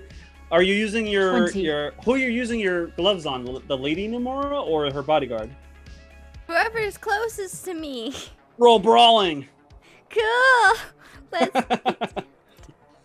20 vision with that katana. Nice. 17. 17. All right, so you kick her off of you for a second, and you're like, I'm gonna finish you like I did that foolish Shogo. Says, which like, takes blood off from one part of her face, and then when she goes to rush into you, all of a sudden there's like a and you see her 2 arms just fall flat like out of the floor, and she's just like, what? Oh, she's like falls face forward like, oh. You see her limbs are twitching like, and standing behind her is Candy like, oh. Like the cybernetics on her back are like smoking, and they're starting to like they shut down for a second, but you see almost immediately like they're starting to jump back up, like starting to boot back up. You can take the moment right now, Vector, if you want to try to finish off your enemy, or if you spare her life. I'll leave the choice to you. I mean, me saying do it is Michelle speaking, not Candy. But Cyanide, between you and the Panther, the last bodyguard, you just completely dismantle this thing on the stairwell. And the sounds of the fighting starts dying down as the rest of these guys are rushing forward into the ILS. Hector, Yes. Back up. in the words of Candy, can I offer you an RPG in these trying times? Finish him. Finish her. No, actually, I am going to first slice off each of her cybernetic limbs. I'm going to put the. Sorry, that just came out. Stream's over. Everybody go home. Best laugh. Yeah, bye. Dixie ever. I loved it. That was my surprise laugh.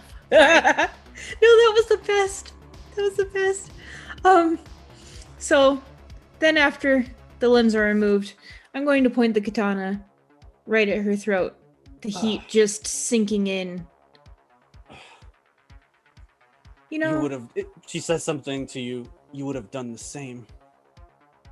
oh, I'm sure I would have. And I just cut right into her. Yep. And you. Oh. Okay. Just lose 2 humanity for that one. Okay. So you finish her. The bodyguards are gone. The rest of the Arasaka people, everybody who's still alive, fled. And the nomads and the irrationals just fired off after them. They lost quite a few of their numbers in the ensuing battle with all the explosions and shit going on, gas and everything. Once the battle comes to an end, what do you all do? You all come together at the bottom of the ILS. None of you died. You still have the you have Dutch's cyber deck. And Yamane still has it in their possession. What do you do?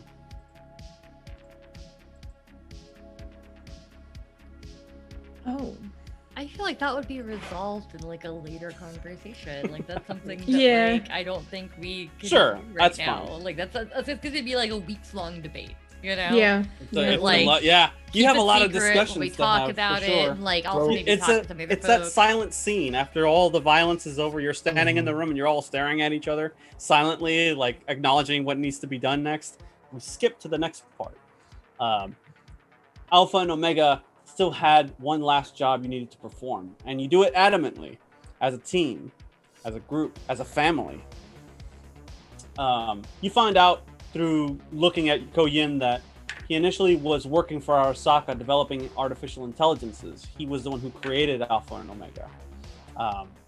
But there was another firm that was interested in Koyin, specifically Zhangjin. This is a Chinese military firm. So they extracted him. Problem was that they didn't extract his family. He had a wife and a daughter named Indra.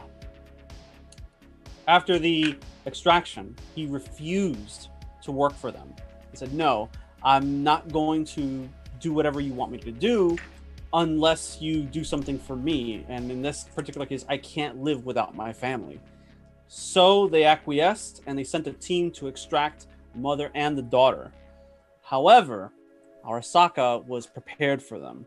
There was a shootout and little Indra died in the ensuing violence. So with that, he, because during the everything that was going on, he released Alpha and Omega out into the net as it existed back then. They, of course, got separated up until recently when you reunited them.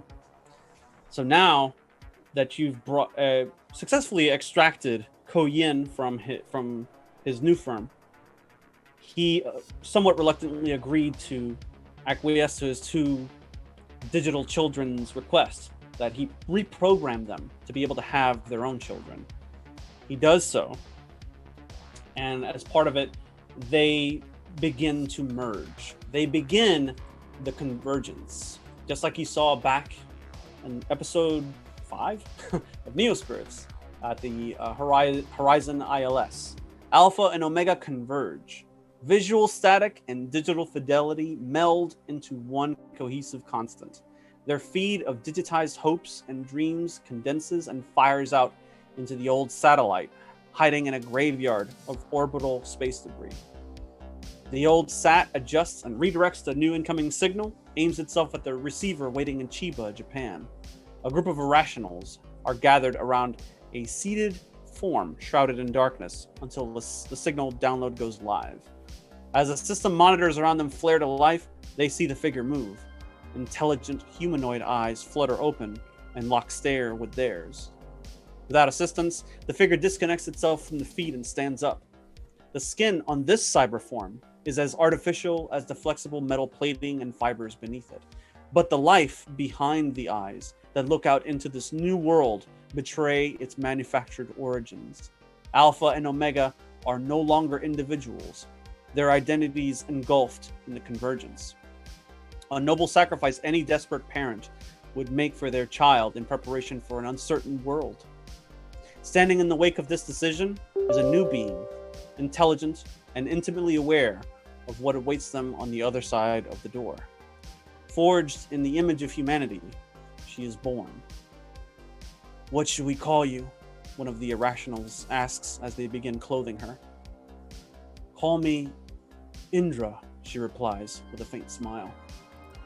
She opens the door and steps through the blinding light of the sun to face the uncertainty and challenges of tomorrow.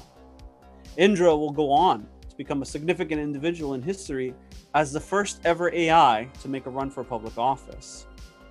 But digital democracy is a tale for another time, perhaps. Now, we look to our cyberpunks and what the immediate future holds for them. Play this thing real quick. Candy, we see Candy at a business meeting with a nice suit on at Candy Corp with some suits. They look over some legalese. She highlights some problematic language. The suits look at one another and then she shoos them out of the meeting room. Smiling, she turns and motions towards a projector that activates on the far wall. Showing is an interview by award-winning journalist and rocker Cyanide. Cyanide is in a darkened room interviewing someone sitting unidentified in the shadows. After a moment, the person takes off the hoodie off of their head and leans into the light to reveal that she looks just like Cyanide. The title of the segment, Out of the Shadows, the Shameful and Disturbing Legacy of Moss Biolabs. The image distorts on a different monitor watching the same broadcast, and we see Terra scrap the tech he's working on with and instead walks out to the autofac. During the next days and weeks that follow, he's watching the same broadcast on all monitors all across the ILS, while he can finally relax and live comfortably in the middle of nowhere, away from all of his creditors and for all time. That's all he ever wanted. Flying above the ILS is a large helo gunship that we follow out into the Pacific to an old oil rig occupied by pirates and other scumbags like the Raffers. Aboard, the helo is Axon in the new Borg body with some of the Vorpal nomads. As the side cannons go off and perforate the facility and its occupants, Axon dives into the building when it dips low enough. He crashes through the control room, surprising everyone inside. The crew aboard scrambles for weapons, but it's already too late. We cut to an explosion from the wreckage as Axon walks out to survey the chaos that he has brought to their enemies. Axon's cyber eye scans the area and notes the fleeing ships and AVs. The rig is theirs. Part 1 of the ILS expansion program has begun. As the fires waver on the oil rig, we transition to the flickering flames that illuminate the shrine at Vector's dojo. Among the faces of their parents are Shogo, their 3 slain karatekas, and Hayashibara's 4 photographs, incense and candles burning slowly below. Vector takes a moment as the sun is coming up to look out into the horizon, sweeping the front steps of the dojo, ready to begin another day. We focus on the sunrise as a lone car seems to manifest from the waste like a mirage. Driving away from the large convoy they helped lead into Night City is legendary Nomad family leader and fixer Nomad. The purple sports car he drives shines in the light of the sun and features the letter J and a back decal or some sort of decorative hanging from the rear view. A readout flips up on the console and Nomad reads the words, "We are now approaching our destination, Nomad." He smiles, hits a button on the center console, and the car shakes as the choo-choo engines kick on and the car is launched into the air. The AV sports car is kicked into high gear and guns it towards the rising sun. These are dangerous days. These streets molded you into who you are. You've left your mark on this world. You've made your choices. You've faced the consequences and emerged on the other side, broken, changed, stronger. And this is who you are now. These are dangerous days, so run, Junebas. Keep running the edge. Don't stop running. Don't ever stop running. And that's where we'll stop. And that's all the time that we have. I hope everyone here and those watching enjoyed the show. We'll be taking a short hiatus on Mondays for the next 2 weeks. But when we return on April 19th... Just one, sorry. Until we return on April 19th, Vorpal Tales will continue their foray into the far-flung future with the premiere of Dune, Adventures in the Imperium by Modifius Entertainment. Come check it out. If you enjoyed tonight's program, feel free to check out our other awesome adventures and terrifying tales. In the way of awesome adventures this Wednesday, we have our own Space Lord Pajamas running the super awesome Tales from the Loop, Born in the Woods. Also be sure to check out Trinity Continuum Adventure, The Purest Evil on the Onyx Path channel Tuesdays and Fridays. And Fridays, Trinity Continuum Aeon, Quantum Entanglement, part of the Jumpstart April. For Terrifying Tales, we have Kimchi's Grindark Chronicles, run by Dwayne, currently playing Pathfinder 2E Strange Aeons on Thursdays. And next we have the all-new Mage the Ascension, Technocracy Reloaded from Invictus with Love on Saturday. Finally, on Sundays, Tyler is running Tales of Terror and Damnation with the Mage and Cult Divinity Lost game White Walls. And now, for those of you who stayed after the credits roll, it's time to vote for favorites. Anybody who wants to... What's even the point now? Yeah, this is everybody. Everybody gets Everybody all did well. You're all my Highlights. favorites. What were the See you in a highlights? future game. What were the highlights? My highlight was the mental picture I had for me personally of like bounding down to the stairway on a mechanical panther, and like I just pictured me like hitting one guy with my guitar and then like tossing off to the side, throat snaking some other dude while the panther attacked somebody. And like I've been watching a lot of MCU films the past few weeks because I'm trying to go through the whole MCU in timeline order, and so like I could just picture that scene perfectly. Because I've been watching a lot of that kind of action sequence, and it was very, very fun. Cool. Yeah, no, loved that, loved everybody. But like for me personally, that was my highlight. Yeah. Anybody else had a personal highlight they enjoyed? I would have to say Candy going full throttle, guns ablazing, because that is so not. Candy grew up real fast.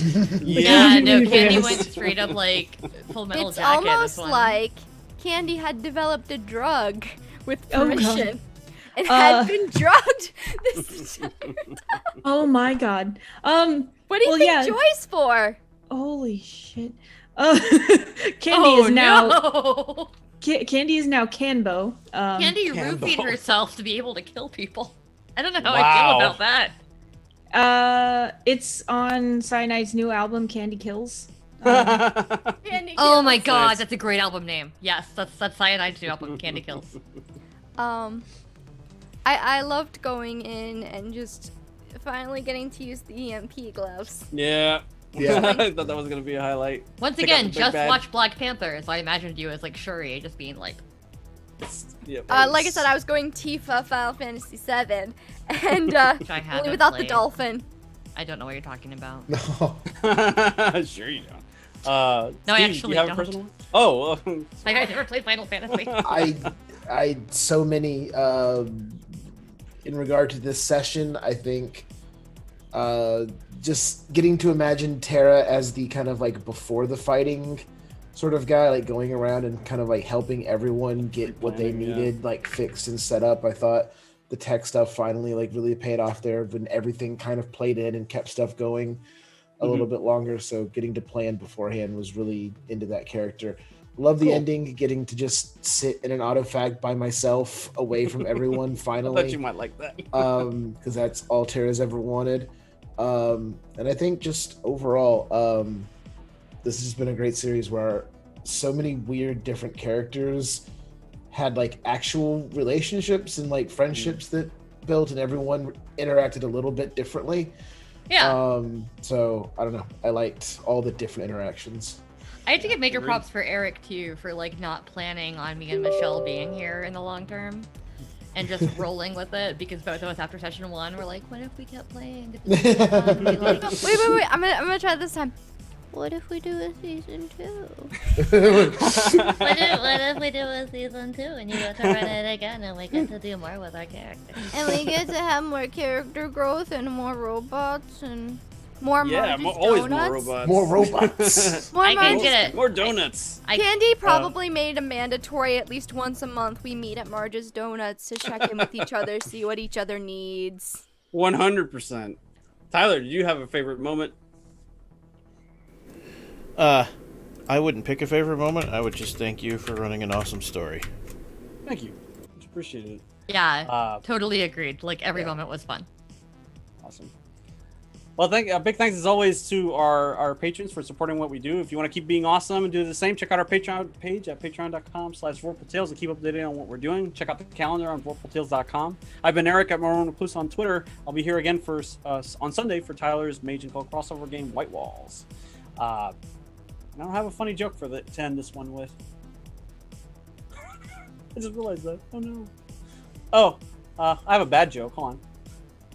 Autocorrect has become my worst enema. Good night, everyone.